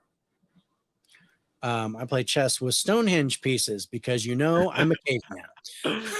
That's right. I only play wizard chess, so it's Harry Potter chess all the way for me. But yeah. So where were we? We're at the technical stuff. Script. How do you think the script was written? It was written by Jake Goldberger, David Scott, and Dan Wetzel. Jake Goldberger also directed, which I think is really interesting. So what did you think of the script here? Yeah, this is a tough one. Overall, I think it was pretty good. I love a lot of lines in the movie. Once again, I think, gets me emotional, the movie. So the lines definitely work. I know some of the lines the students have, okay. Yeah. Uh, so I'll take a couple points off at least. No, I'll go 8. I think 8's good. Okay, solid. All right. And visuals, cinematography, visual effects, things like that. What did you think about this? Yeah, It's not not tons this of is not stuff. where this plays well. Yeah. It's not what this is about. This is not about the visuals here. Yeah. And unfortunately that hurt it for me as far as the score goes. But were there any, the shots inside the little Yeah. house we Yeah, I built? like the chess house shots. I like, Yeah. the matches with the chess and how they showed the board and you know, the Mhm. characters and whatnot with that. But nothing super we're Nothing like, "Oh, wow," where you nothing gasp really at. stands out as like, Yeah. oh, I mean, yeah. I Yeah. didn't want to say it, but there's one scene which could have been better as far as visual effects go. Because it's pretty much the only real action sequence Yeah. in the movie. And I'm just gonna say the shooting. I'm gonna leave it at that. Yeah. If they could have done a little A bit little bit more more. with Yeah. that. Yeah, I agree. But yeah. So what would you give that on a Yeah, 1 to you 10? yeah, you can definitely tell it's lower budget and all that. Maybe that played a part into it. I'll go 5. I'll Okay. go 5. Nothing terrible there. Nothing Well, great. Just right in the middle. in the Yeah, middle. Mhm. that's what I gave it. All right. So direction. What did you think of the directing here? Oh, How they did it? love it. I love the direction with this one. because you could tell this story in different ways, but how the story is told, it's very impactful. Like I said, that's one of the reasons I chose the movie. So I got to go with a 10 on this one. Okay. Yep. Serious. Nice. Okay. What about the music? This is another one where I feel like, does the music super stand out? I'm trying to think back to it. Maybe a couple songs there. There's like 2 or 3 songs for me that kind of stood out Mhm. that I really liked. Old school R&B stuff Mhm. that they brought in that really fit Yeah. with Cuba Gooding Jr.'s character. Mhm. And, when he's doing the janitor stuff, Yeah, how life he's is what you make it, right? And yeah, things like that. I mean, there were a couple things that hit me. So I ended up giving a pretty good score to the Yeah, music. I did like some of the music in there. I'm feeling an 8. Okay, Feeling an 8. Yeah. that's a good feeling. All right, now this straight up drama. I don't think there's Yep. any debate here. This is a drama. Yep. What would you score this by genre on a scale of 1 to 10? Yeah, no brainer for me here. Number 10. This movie gets me ugly crying every time on the rewatches as well. Like, I don't cry on a lot of movies. I can probably count on my hand the times I cry on a movie. This movie makes me cry every time. So, 10. Nice.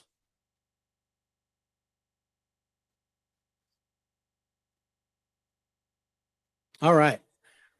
So let's go to the scores. Where are you? There it is. So IMDb gave this a 6.9.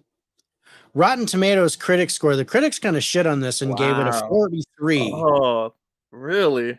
Audience score 66. Rich gave it a 78. I gave it a 75. Mike, your score was a 79. So really, we're all right there in that group. But solid movie.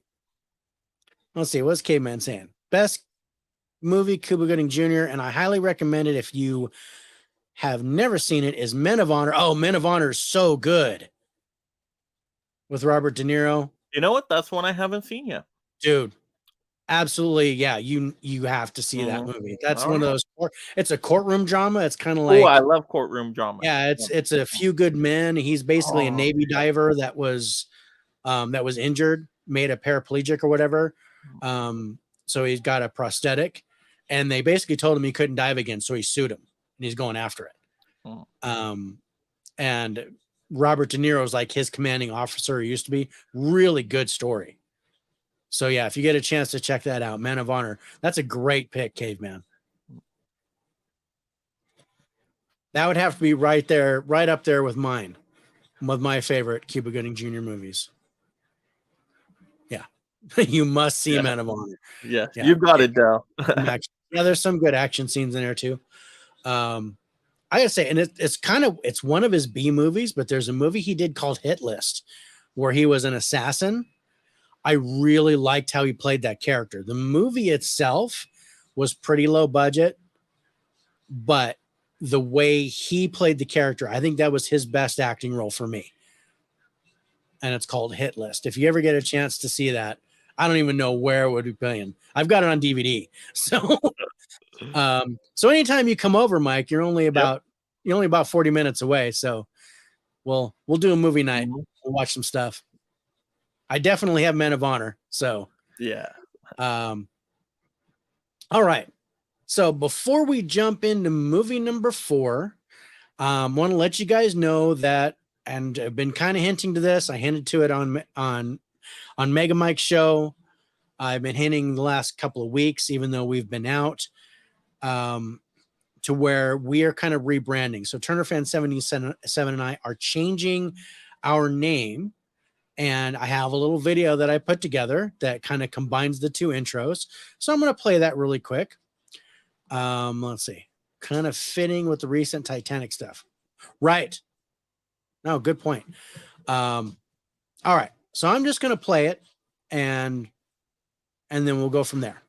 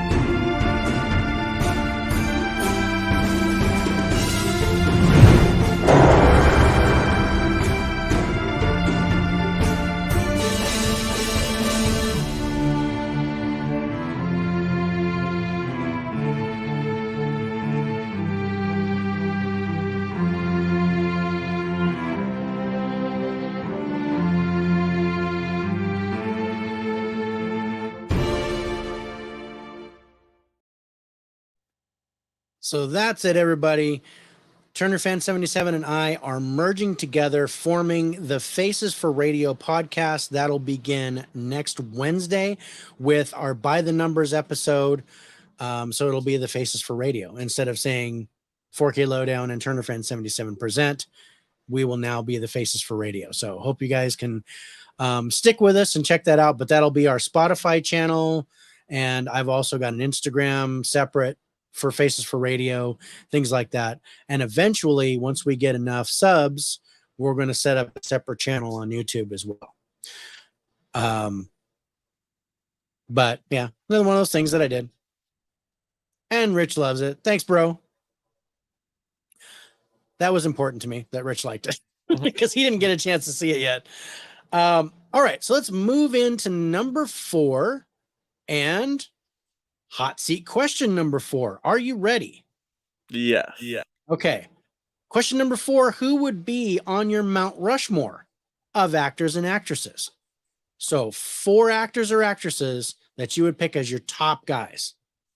Ooh, that's a good question. Leonardo DiCaprio, that's an Nice. easy one. That's a number 1 for sure. After that, though, Hugh Jackman, just Okay. well-rounded entertainer, can do everything. Oh gosh, this is tough. Oh, let's throw an actress on there, Jamie Lee Curtis. Okay. Of course. Ooh, who else do I put now? This is a tough one. Do I want to go Ryan Reynolds? Let's just go Okay. Ryan Reynolds. Yeah. Okay. Yeah. You were grasping at the end, but that's all right.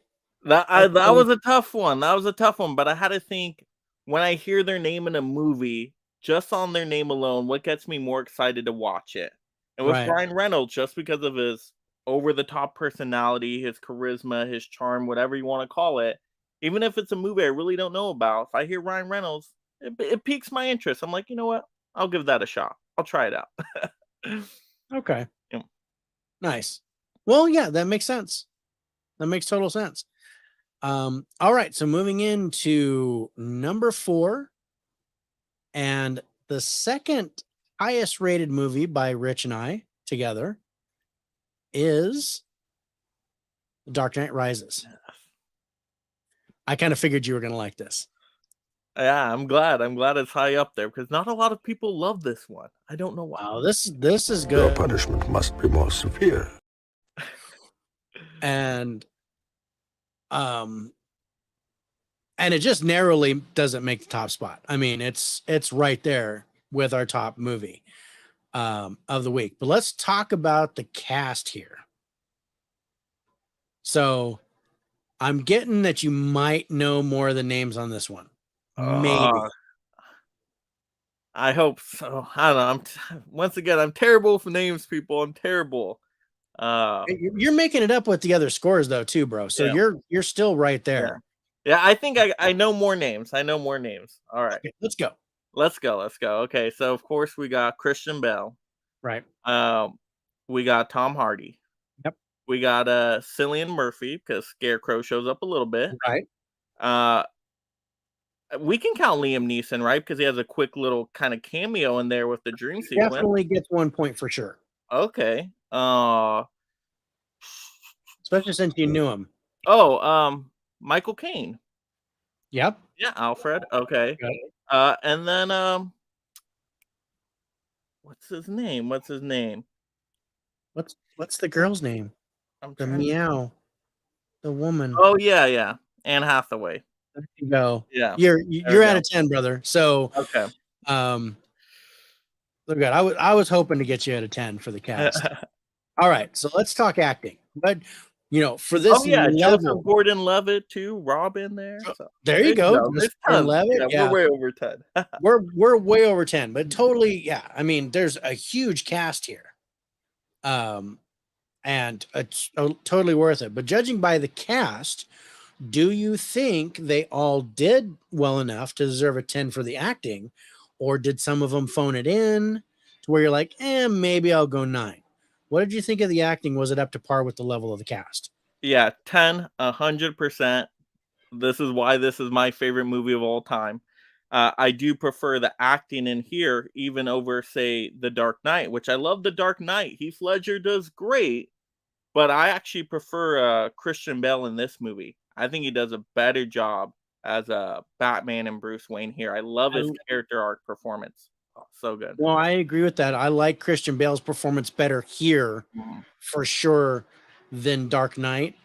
But I also think that Heath Ledger really like buried him acting wise. Yeah, In Heath Dark Knight. Ledger's so good. But He did, yeah. bar none, he's my favorite Joker. But Tom but- Hardy's so good as Bane too. A lot of people Hardy don't did a good recognize that. job. He's great as Bane. Yeah. I'm Gotham's Reckoning. Yeah. I love it. Yeah, no, it's totally fine. Okay, so plot. It says 8 years after the Joker's reign of chaos, Batman is coerced out of exile with the assistance of the mysterious Selina Kyle in order to defend Gotham City from the vicious guerrilla terrorist Bane. That's a 10. Right? That is so good. That's the You had best me with one the yet. first 2 words. I'm like, oh. Now that's a perfect synopsis right there. That's really, really good. Okay, let's talk ending. How do you think it ended? Did you get the closure you wanted? Did everything get answered? Where are you on a scale of 1 to 10? Yeah, this is one where I may knock off a few points here. I almost hate what they did. I almost hate because I'm like, oh, is Batman really dead? Is he gone forever? So they do kind of help with that. They backtrack a little bit. We end up, Bruce Wayne is with Catwoman over there in Paris, right? Something like that. Or Europe somewhere. Italy? I don't know. Yeah, something. Something like that. So they get closure there. They get closure. Michael Caine's Alfred sees them and all that. So I like that. There is some stuff I hate here. I have to mention. I hate that they say the Robin name and not Dick Grayson. Yeah. I hate that. His name is not Robin, it is Dick Grayson. Yeah. That part, oh gosh. That's the most I hated. I do like the throwdown with Bane, but then Bane gets taken out just so quick by Catwoman. Didn't love that. It's just like, gone. Yeah. I wanted more from the Talia al Ghul. Like, there wasn't a real battle there. I wanted them to have like a sword fight or something cooler instead of the car just crashing. So there's some things here in the ending that I don't super love. I give it a 7. Yeah. Okay.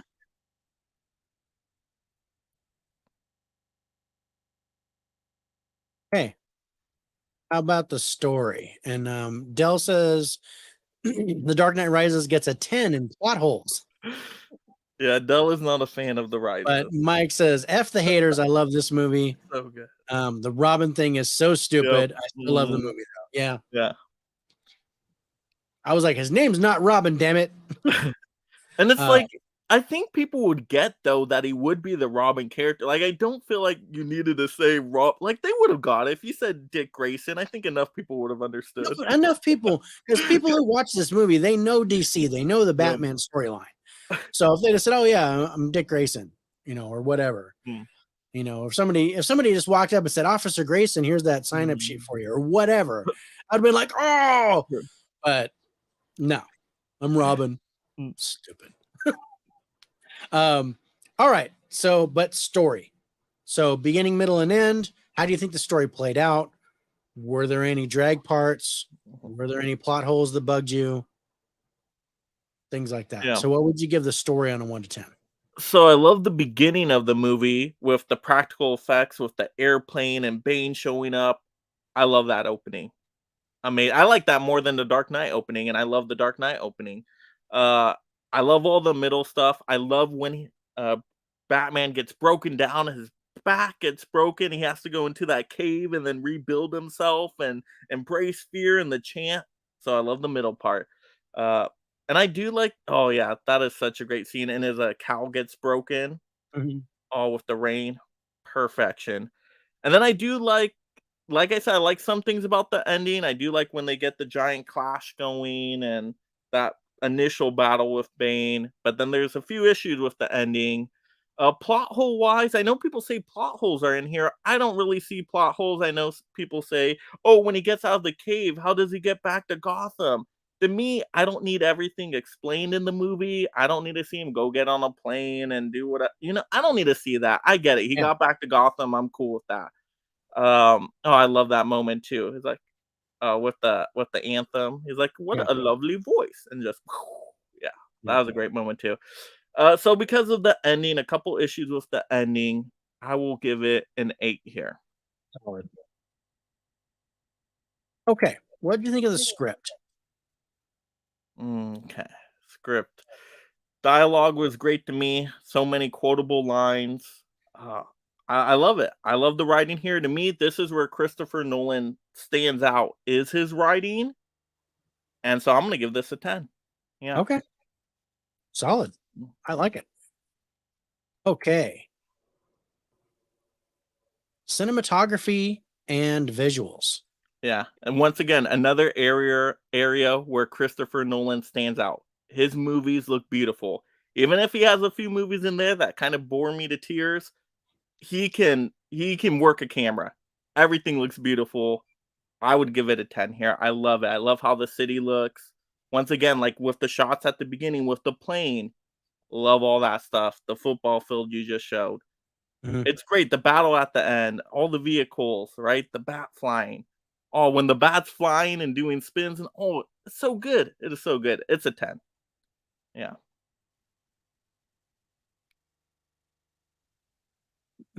Got back to Gotham with no money at all in a matter of minutes. Yep. Need that explained. Yeah. 4-color universe. That's yeah. Yeah. I have kind of I call it a más o menos. It's a Spanish thing. It means more or less. I have a more Yeah. or less thing with that. Whereas like I'm less interested in that, but certain things bug me more when they don't explain it. That for me wasn't one of them. It doesn't really affect I was like, oh crap, how did he get there? Did he hitch a ride? What happened? Did he fly? And I don't care. I that didn't bug me. There are things in here that do bug me, but they're not enough. They're not enough to sway my judgment on the movie. Oh, what happened to Bruce's legs being screwed up? Bruce's leg being screwed up. So that's one of the things that kind of bugged me, but I let it slide. Yeah. He got healed. He got fixed. Yeah. I don't know. Maybe he borrowed Rhodey's leg things after he got paralyzed. Yeah. And you know what? I will say that was a weird part, the beginning of why he was so messed up with his leg, because after, at the end of the Dark Knight, he's running away from the dogs, he escapes. What else happened to injure him so much? I didn't think he was that much broken down after the Dark Knight. And he goes into hiding for what, like 8, 10 years, 8 something years. like that? Yeah. How did he get so much more injured? That part I did not get. Yeah. That was like, okay, what happened here to get him this way? Yeah. It just there wasn't any lead into that. Even if they did like an extra scene, and my internet's going down, so don't mind me if I get all jumpy, but if they just had a little flashback scene or something to give us something, I think that would have been cool. But yeah, I was like, by the time it got fully into the movie, I was like, I don't care anymore.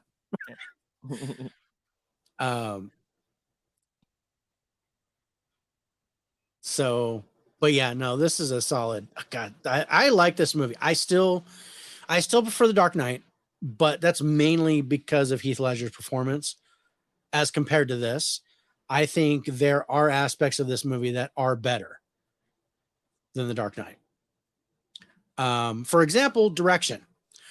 What do you think of Christopher Nolan's direction here as opposed to the other movies that he's done? Yeah, I'm Would gonna you be give tough. this a 10? I'm gonna be tough on Nolan. So I much prefer Nolan as a writer over a director. I've always Okay. preferred his writing. I think sometimes his direction, I feel like he needs to be reined in a little bit sometimes. Same thing with this movie. Oh, yeah, I'll be tougher on him here. I'll probably go because once again, he messes up some stuff with the ending. He could have told the story a little bit better in certain areas. I'll go with 7. But Okay. yeah. Mhm.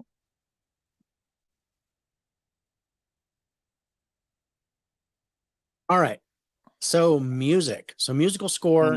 soundtrack. What did you think about it here? It's beautiful. I love the music. Like I can just listen to, and it's so like I don't even know how to describe it. It's like ominous music, but it fits with the tone of the movie. It just gets you kind of pumped up, right? Oh, Yeah. even like the chant, like when the music starts going with that. Uh, just everything. Every time a big event happens, there's good music to go along with it. So 10 easily. Okay. Caveman says the hit list is on Film Box on Prime. Thanks, Caveman. I just grabbed the DVD. I don't need a flashback, but don't tell me his leg is useless and then have him go Air Jordan to make a jump in the pit. He embraced fear, though. That was the He, whole point. He finally embraced the fear. he, he sucked the pain down and just he took it like a Yeah. champ. Mhm. All right, so Wild Card. This is a comic book movie. As such, I label it as the fantasy genre, which looks at imagination and CGI as your principal things. So, on a scale of 1 to 10, how would you rate this as a fantasy film? Yeah. 10 easily. Once again, my favorite comic book movie of all time. My favorite movie of all time. It does everything perfect for superhero fantasy genre. So, yeah. Nice.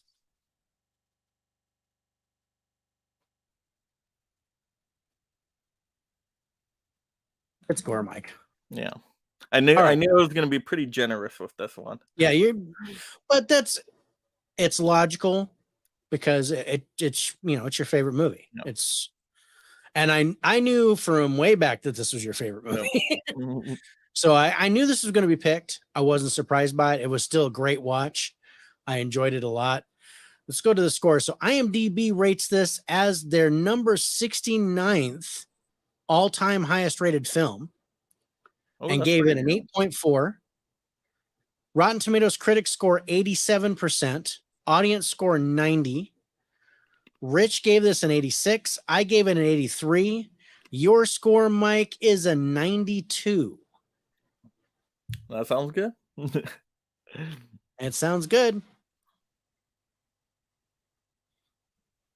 Dell, did climbing out of the pit remind you at all of the Oh stairs god. in John Wick 4?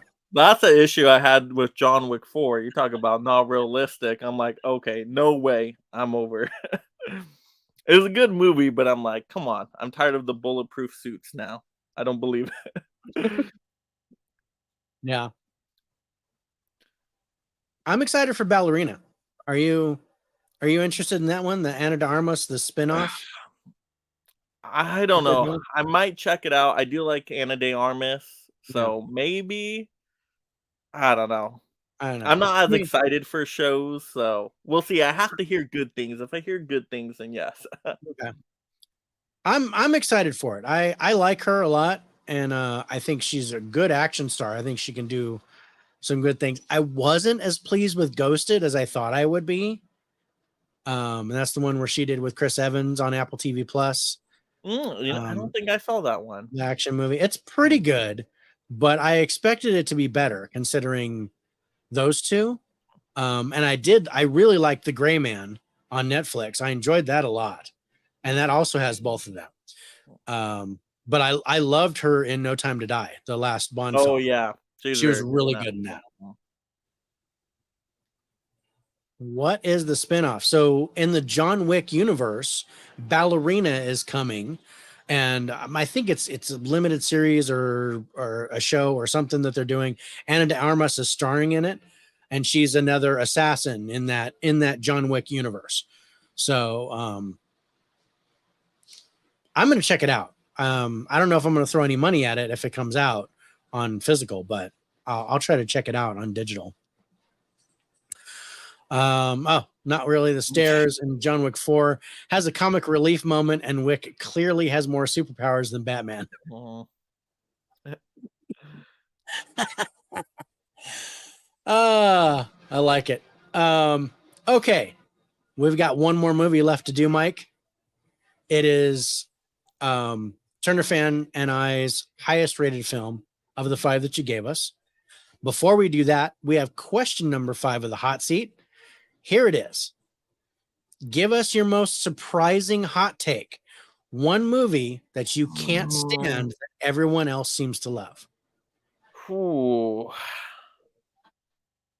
See, I'm trying to think. I'm trying to think of a recent one. I know I can go back to like all-time classics with like Casablanca because I know a lot of people love that Yeah. movie and I despised it when I saw it in film history class. That was I'm a like, one-time watch at max "Ew." for me, but it's black and white. I have problems with black and white movies. See, I can do black and white movies. I can do classic movies, but that one for some reason I'm I like, know Rich didn't really? like it, Yeah, I'm like, really? Ugh.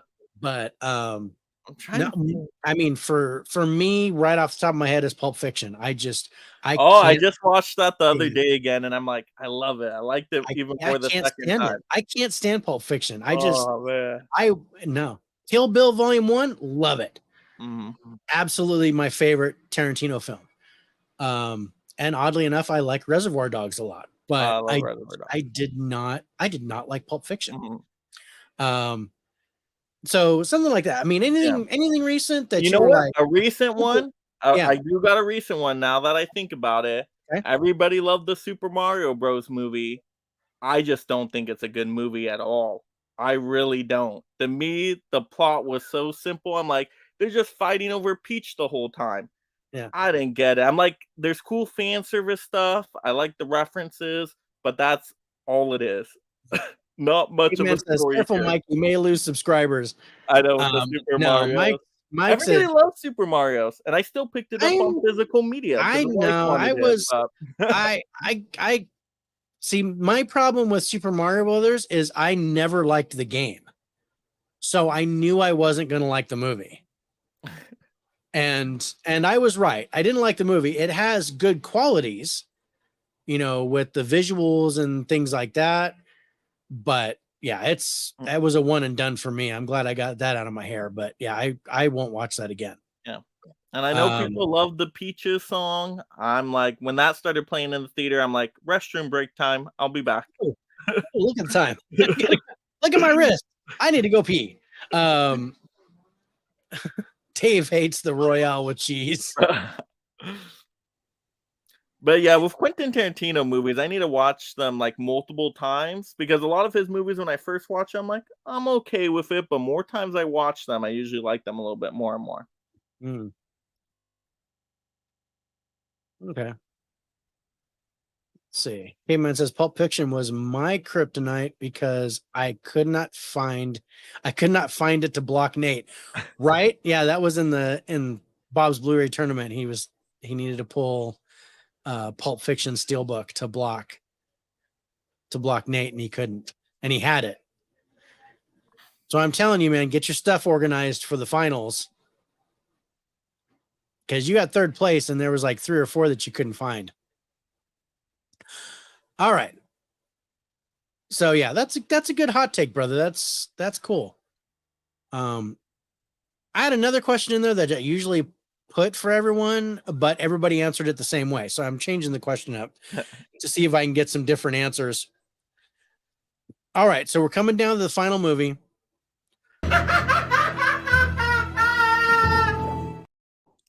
That's right. It's Joker. Okay. I first watched this last year.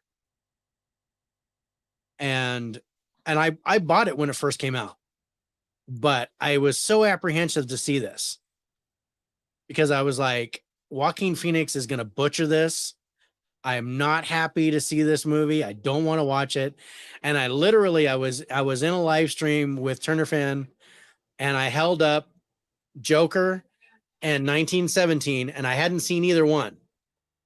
And I'm like, give me one of these that I have to watch because I'm so apprehensive to watch both of them. And he goes, watch Joker first. So I watched Joker, and I absolutely love this movie. This was for sure my favorite out of your group, Mike. So what was it about Joker? What is it about Joker that you like? Oh goodness, I love this, and I saw it twice in theaters. So right when I saw it, I'm like, I have to go watch it again. But I just love the character study story here, and to me, it's so relevant to today. I love the social commentary with it. Talks about mental illness and, how that can impact society. And so I just thought the themes were very relevant for today, and the performance, Joaquin Phoenix is so good as the Joker. I mean, yeah, just the laugh. He has a very unique laugh to the Joker, but you can Mhm. feel the pain in the laugh. Like, you can tell when he's laughing, it's painful. And it's just Yeah. those moments. He's so good as the Joker. And I mean, come on. Robert De Niro Robert De in there is Niro, just so good. so Uh, good in this movie. just everything about the movie, how it looks amazing, sounds amazing. It's a masterpiece. It's just so good. I'm It captivated. is. Every time I'm watching it, I'm like, "I gotta see how this plays out." And I love the It's Joker. That's my favorite villain of all yeah. time. Yeah. I was never a fan of the Joker until I guess until Jack Nicholson's Batman. Oh, so good. I really liked him, and Michael Keaton's my Batman. Um, but I really like Jack Nicholson's role, but then Heath Ledger just buried it. Mm. Such a great job. And then you get Jared Leto. Um, And I'm like, okay. And then it kind of like a cross between Jack Nicholson's and Heath Ledger's, where it was a little bit traumatized and a little bit cartoony. And then you get Joaquin Phoenix, and he almost hit Heath Ledger for me. He's so traumatized in this. And his laughter comes from a place of pain. And it was nice that you mentioned that, because he's not laughing because it's funny. He's laughing because it hurts. He's laughing because of his mental illness, that it forces him to laugh when he's anxious or upset or in pain. And you can tell from the laughter that he's in pain. And it was such a gripping performance by Joaquin Phoenix. And I love him as an actor. I just was I was worried that I was worried that he wouldn't do this justice, and he absolutely did. and he won an Oscar for it, right? Just like He Heath Ledger. They both won Oscars for the same character. That's amazing. Yeah. This is let's see what we got. Okay, so Caveman wanted to know what the original question I had was. And Caveman, the original question I had was, what does movie watching mean to you? And everybody's answer was that it was an escape.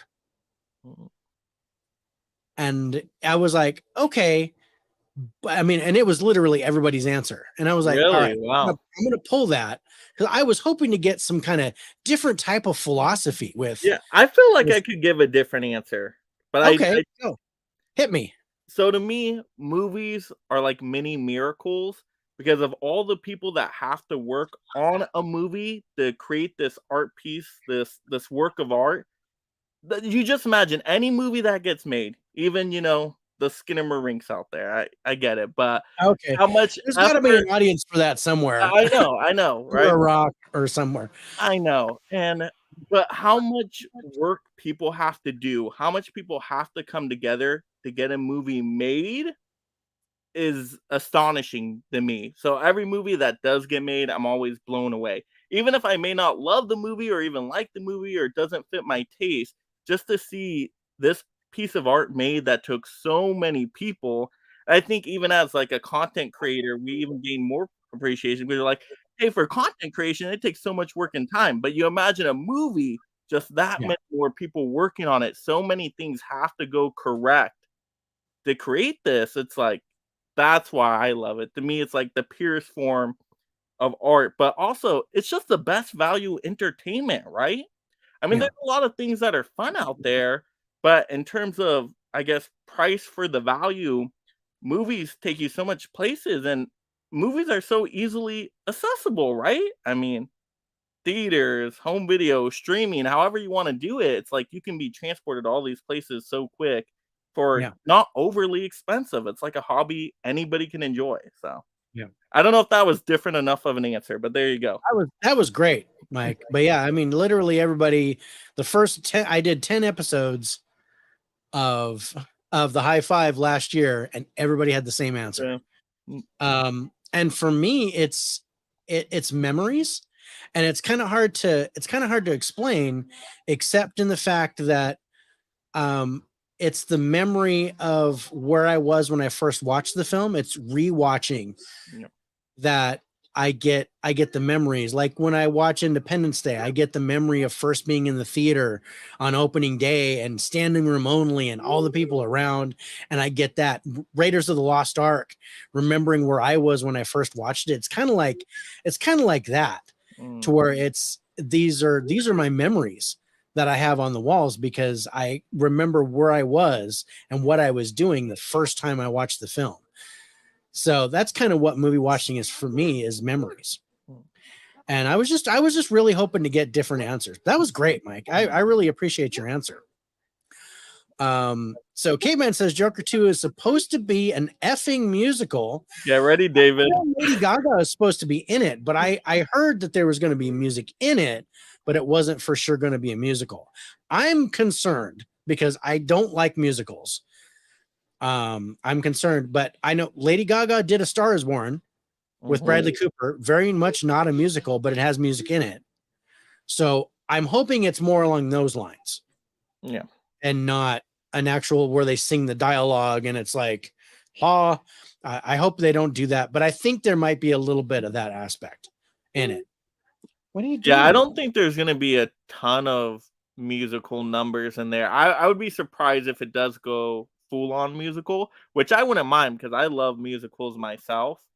But I would be surprised if it does that. But I mean, you got Lady Gaga, so you got to have some musical stuff in there. So I get that. Yeah. Dell's actually curious about the sequel. I am too. I am a little dreading it, but I'm curious too. Jared from Subway would have been a better Joker than Leto.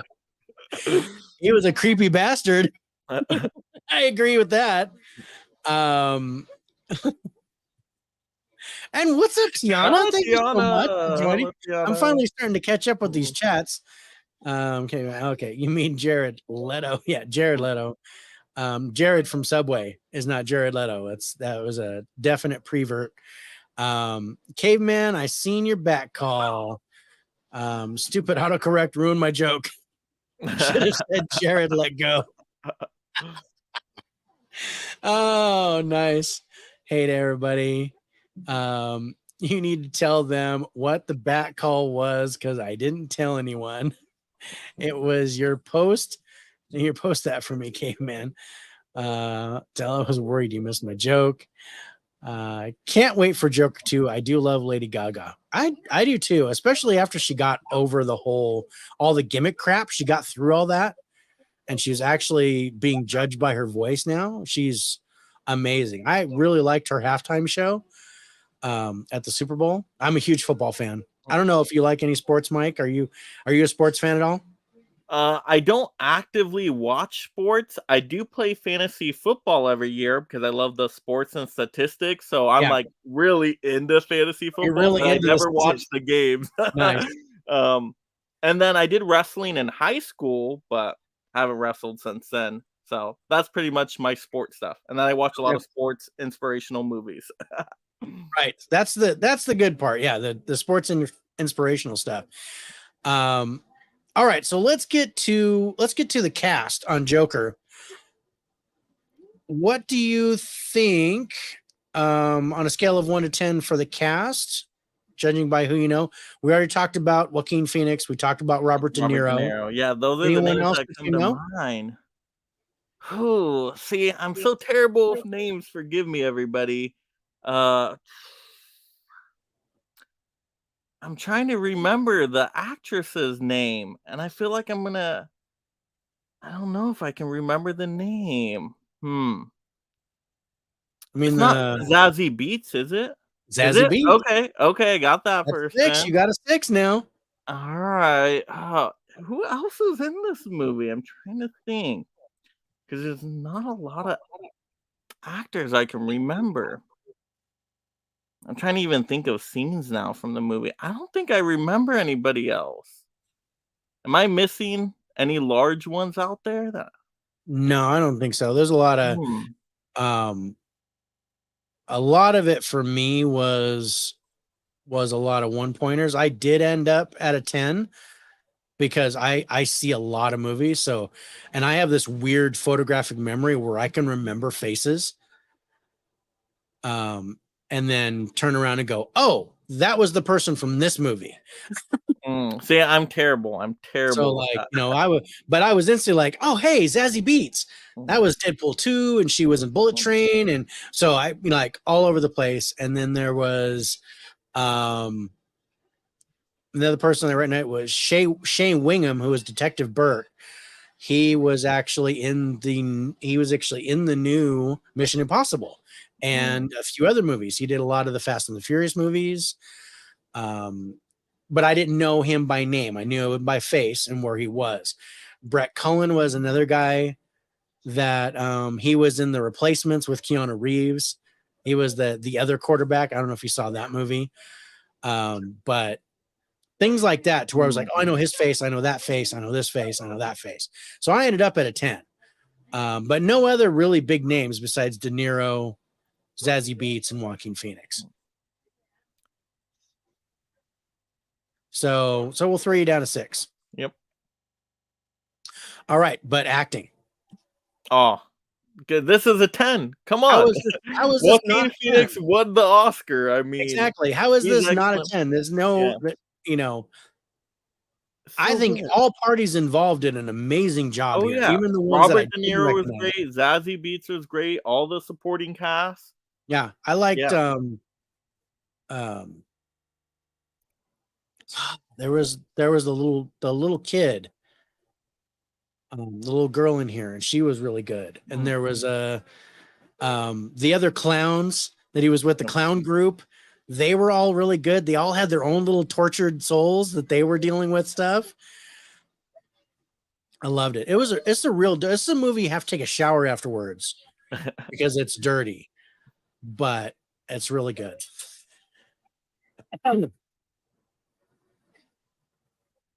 So yeah, it's definitely a so let's talk about the plot. Where here we go with IMDb. Let's see what they've got.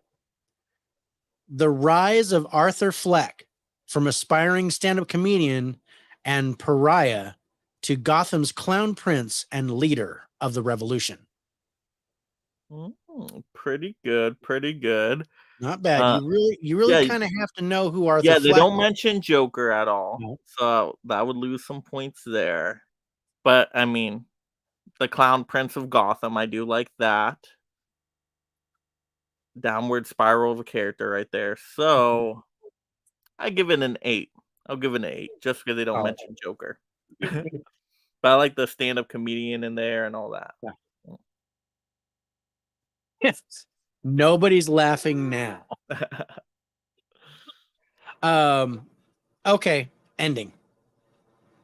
Oh, the ending is so good. Oh, I but then I'm I, back leave, and I forth think the with ending the is ending. fantastic. Yeah, I just I will with say, him in the car and you know, he's all dazed and then he comes out with and the there's like blood. this full-on riot going on, Yeah. and I was just like, oh man. Yeah, and he does the smile with the blood and everything, and then he ends up in the mental institution, and he's like, and you kind of don't know, did the story actually happen? Because he's like thinking of that joke with Right. the Bruce Wayne He's family. You're yeah, like, oh, you wouldn't he's get it got though. You wouldn't yeah, get the there's some joke. mental things going Mhm. on to where you don't know Yeah, what's real and what's imagined. yeah. And then he walks out with the bloody footprints, and then Yeah. they kind of has that whimsical music with him running back and forth. Yeah, Yeah. the Robert De Niro scene is great. The only thing I would say is I would have liked at the end, which I don't know if they knew if they were going to do a sequel or not, but have the psychologist been Harley Quinn right? If they knew they were going to do a sequel, and okay, then you could have had I see that. Margot I see Robbie that. there and actually had like the Yeah, I Harley think Quinn they thought impact. this was going to be a Yeah. one and done. Yeah, I think they that's thought this was going to be a one and done, and then it had yeah, such great yeah, reception that they were like, "Oh, we've got to do a sequel, and let's get Lady Gaga in it." yeah. That's the only slight issue I could even say with it. So I'll give it a 9. But I love the ending. Very impactful. But yeah, it had a $55 million budget and grossed just over $1 billion.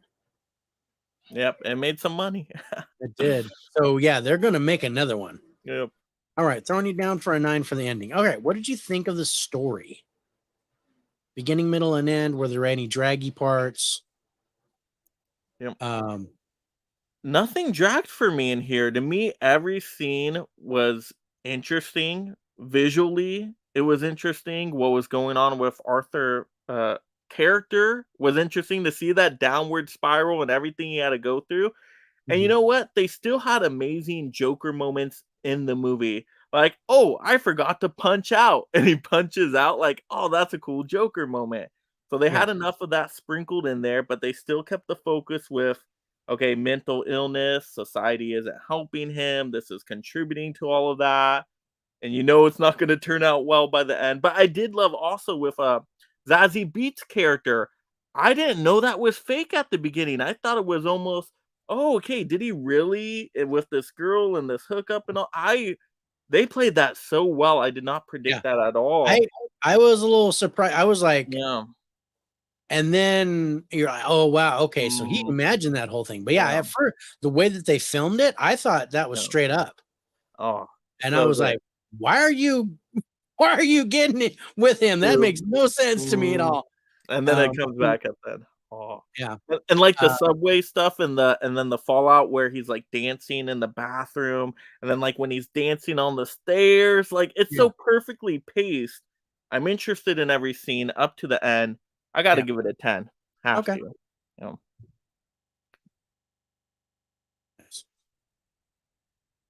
So yeah, Caveman says Frances Conroy from 6 Feet Under. Yes, she was in there too. That was another one I recognized her face, but not her name.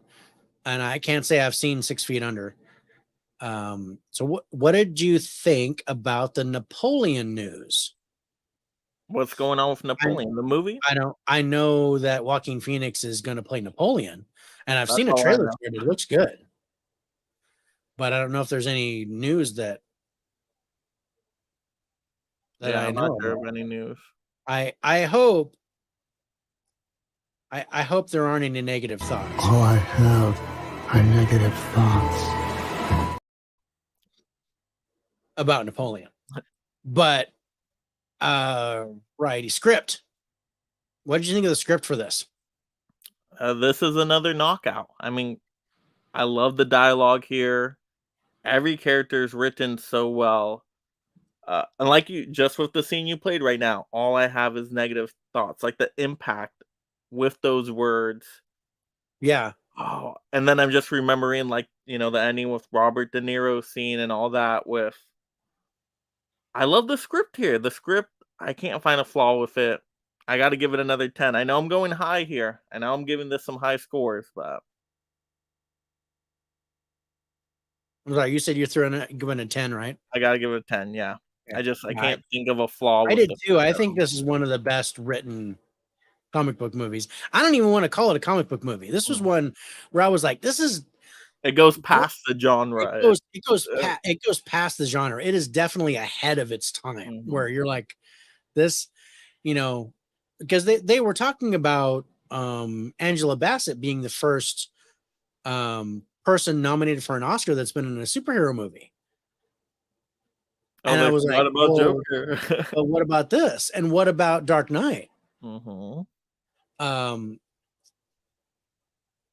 I just think that was just interesting, but it actually, it's nominated for a whole bunch. It was nominated for sound editing, sound mixing, film editing. It won for original score, and of course, won for best actor. Nominated for makeup and hairstyling, nominated for costume design, nominated for cinematography, nominated for screenplay. nominated for director. I mean, this thing was all over the Oscars in 2020. But so let's go to cinematography. Let's go to the visuals. What did we think of the visuals here? Cinematography, visual effects. What would you give that on a 1 to 10? Oh yeah. It's once again no brainer here. It's a 10. It's gorgeous. Every scene, like once again, with how the stairs are filmed. Perfection. Even just the background with the comedy with the Robert De Niro, right? The curtains so colorful and how that's filmed. Yeah. That Uh, was very Johnny Carson. mhm, How he did that. And then yeah. he's back there behind and you just kind of see his silhouette a little bit with the cigarette smoke coming out. I dug Yeah. that. I thought that was really neat.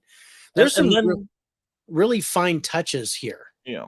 that I liked. Mhm.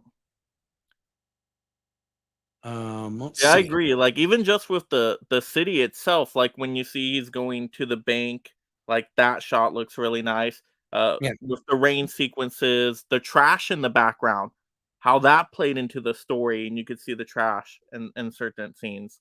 Yeah. Uh, yeah, I Yeah. loved it. So Yeah. good. Caveman says he liked him in Signs, Ladder 49, Walk the Line, and Clay Pigeons. Clay Pigeons I have not seen. I'm not a fan of Walk the Line, but again, that kind of teeters over the musical thing that I have a problem with. I loved Ladder 49 and I liked Signs. Ladder 49 would probably be my favorite out of that group. I just hope he doesn't have any shortcomings with playing Napoleon. Ha! Ha ha! I Ha! get it. Oh, wait. I have a.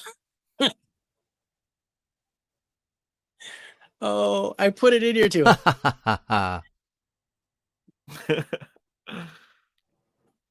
Or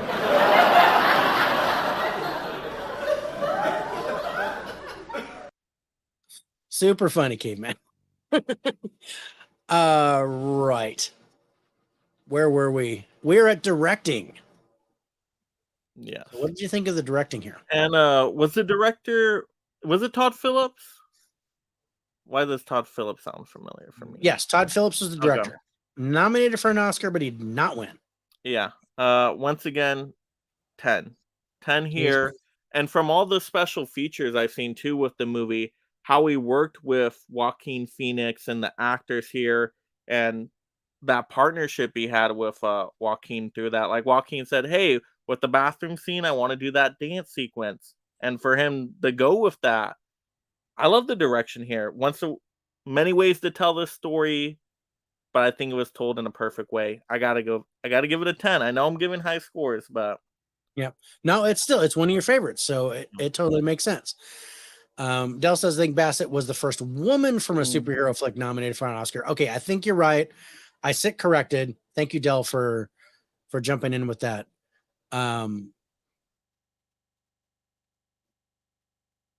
But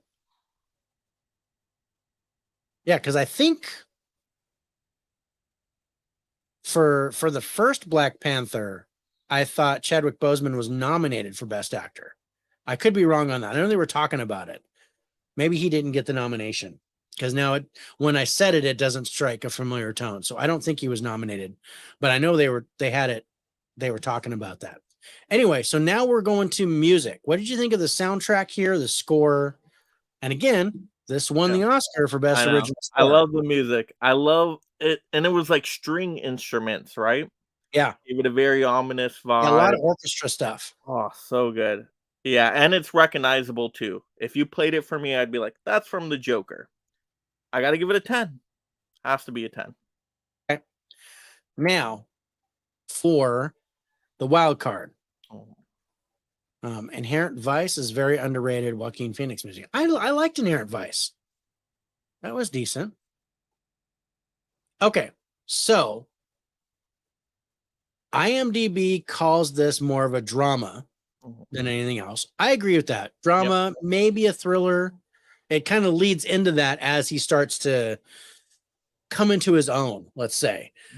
But I think it's more of a drama about Arthur Fleck becoming the Joker. So what would you rate this on a 1 to 10 as a drama? Yeah, so definitely leaves you with an unsettling vibe. There's definitely some emotions that come across here. Probably gets you choked up in a few scenes. It doesn't get me to crying though. Doesn't get me to Yeah, crying, and that's usually what I like my dramas to do is get me to that emotional level of crying. So I don't think I'll give it a 10. It gets pretty close to that though. I got to give it a 9. nice.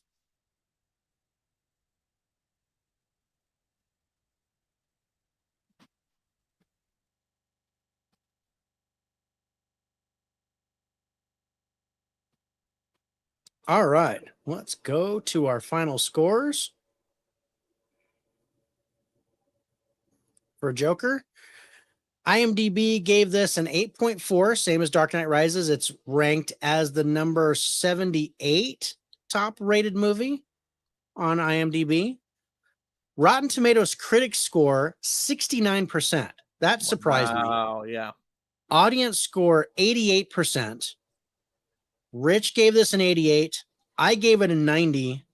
You, my friend, you gave it a 92, tying with Dark Knight Rises Ooh, what a coincidence.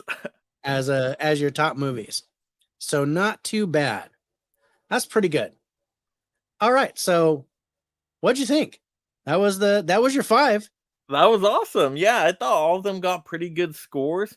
And I Yep. think mine kind of lined up with you and Rich, right, in terms of order of them. Yeah. Yeah. Right Mhm. on the money. I mean, points wise, maybe a little bit different here and there, but I think the order was really close. Mm. I mean, if you had to pick between, because Joker and Yeah. Dark Knight Rises got the same score. If you had to pick your number one between those two, The Dark Knight it would Rises, be of Dark Knight course. Rises. Yeah. That would be the only difference, Mm. I think. Yeah. I have to check out Inherent Vice. Yeah, it's worth checking out. Mm. All right. So I am going to work on the outro really quick. Let's put the focus on you, my friend. I want you to go ahead and plug your channel, shamelessly do anything you need to do to advertise what's coming up, and I will be back in just a second. Awesome. Yeah. So, hey, everybody. You guys know me, Mega Mike the Movie Man. You can find me by that name on all my socials out there. So, of course, I got my YouTube channel. I got my Instagram. Just started on TikTok, too. So, if you want to see some out of theater reactions on TikTok, I'm over there. Feel free to give a follow. But there's always stuff going on for my channel. I'm posting videos on the daily. Always got something going on, whether it's a pre recorded video, whether it's a live stream, or even a short reaction to something or unboxing. So, what you can expect from me and what I did recently is I just covered, well, I did cover the Prime Day deals, but those are no longer active. But it's okay. I always keep people up to date on Amazon deals every single week. So, you can look forward to that as well. I do want to do another live show, hopefully this week. I'm going to try to do it tomorrow because I am interested in talking about the actors strike, the Twist and Metal trailer. So I think I might do a live show. Normally I do it in the morning on Sunday. I think I'm going to have to move that to tomorrow night because I'm going to be going on vacation for a little bit. But don't worry about that because I still have backlogged videos that are going to be released throughout the week. So you're still going to get a ton of videos, like 5 to 6 videos at least, if not more. So there'll be a ton of that throughout the week. And then next live stream when I get back from vacation will be my Tom Cruise live stream. And I believe that'll be on the 25th. So that lines up perfectly with the new release of the Mission Impossible movie. I'm going to see that tomorrow, do an out of theater reaction, and then we'll have that Tom Cruise top 5 live stream with an amazing panel, of course, which I still have a few spots. If people want to join that, open door policy for me, just hit me up on Instagram. I'm always looking to fill spots on streams. So just let me know, and I always got tons of streams. So David, there you go. You can join on the 25th. Go for it. And then actually right after that, the stream I think I have the next day, right after that on Wednesday, is a time stream. So like time travel and any movie that deals with time, we're gonna have, that's gonna be a fun That sounds stream as like well. fun. So Yeah. yeah. hmm Nice. So And that's I what was I got thinking because going you on. you do a lot of these top fives, and I was thinking Yeah. of a top 5 racing movies Nice. Maybe something to think about, because not just cars, Yeah. but anything that has to do with a race, and see what people Yeah. come up with. Yeah, not a bad idea. I know I did a vehicle mayhem movie, which I think some people included some racing stuff in there, but that really included like all vehicles and just like vehicle destruction as well. So I don't, I never done just a pure racing one, which Yeah. I definitely would have to watch more racing movies for sure. Yeah. Thought about that, but yeah, I was like looking around. I was like, "Oh, that'd be a good racing movie." And I should talk to Mike about that, Yep. because I was looking for my war movies when we were doing the Yep. top 5 war movies, and I was like, that'd be. I'm like, hey, and I ran into like 4 or 5 different like racing movies, different types, not just cars, but like horse races and running, Olympics and things like that. And I Oh, was like, oh, yeah. that'd be kind of cool doing like a Interesting. Yeah. total variety of racing Mhm. movies. So yeah, Mike's like, watching this episode has me really excited for the one I'm going to be on. Yeah. Great movies, fellow Mike. I love the Limitless TV series he directed. I did like Limitless. That was cool. Happy belated birthday, Mike, and thank you, happy David. birthday to Anna, and happy anniversary. Thank you. I forgot to do that at the beginning, but it's so awesome. You're celebrating your anniversary this month, as well as I am celebrating Yep. my anniversary this month. So that's pretty fun. Great show. Hope everyone has a great evening. You too, Caveman. Thanks for jumping in, man. I really appreciate you coming on, brother. All right. So we have the hot seat questions. Advertise your show. I really dig your channel, Mike. It's a lot of fun. I love being on the show. I love that you keep calling me and asking me to be on there. I wanted to be on your birthday show. I came in like right at the end. I got home, I turned my computer on, and you were just finishing up. So I caught the honorable mentions, and you were like, "Hey, I'm going to be on the lowdown." And I saw the thumbnail pop up, and I'm like, "Yay!" He advertised the show. But I think we're good. Yep. This was a great show. Yeah, this was awesome. Yeah, thanks a lot, Mike. I really appreciate you being on here. And you guys, next Wednesday, is our 28th episode of By the Numbers, where we're going to take 5 new releases, and it's going to be big. We're taking 4 theatrical reviews and 1 brand new to Netflix. So we're going to look at Indiana Jones 5, Mission Impossible 7, Joyride, and Insidious: The Red Door, all Wednesday night, plus Bird Box Barcelona, which premieres on Netflix tomorrow night, I believe. Or it's like, if it's not already on there, I think it premieres tomorrow. So that's going to be our show Wednesday. And then next Thursday is going to be our Hi-5 with Dell on movies, where he's got his 5 movies. We're going to talk about them. And then also, I will be on Dell on Movies channel Monday, the 17th, for Movie Swap, where I gave him a movie to watch, he gave me a movie to watch, and we're going to talk about them. So hopefully you guys can stay tuned for that. But other than that, I think we're ready to go. So I want to thank everybody for staying on with us. Really appreciate it. What was that? Okay. Oh, okay. So great show, guys. See you Monday, Dave. I will have to make time for that, Mike. I like the time travel ones. I've got some time travel movies that might be completely out of the box. Top 5 car chases gets my vote. I was on Vehicle Mayhem and had a blast. Caveman Vehicle Mayhem was originally going to be car chases. Yep. But I like that because you went all vehicles instead of just car chases. Yeah, we talked helicopters, boats, planes. Yeah. I think you invited me to that one, but I couldn't make it. And at that time you said it was car chases, and I was like, "Oh, okay." And but yeah, I wasn't able to get on there that time. But yeah, no, I'm looking forward to, time travel one, and let me know about the 25th. Yep. I'll see if I can get in there. I think that's going to be a lot. That sounds like a lot of fun. I'm so down. I'm always happy to be on your channel, Mike. It's always a great show. All right, so let's make like horse crap and hit the trail. I am David, aka the 4K Lowdown. That is Mega Mike, the Movie Man. Rich Turner Fan 77 is sorry he couldn't attend, but he will join us Wednesday.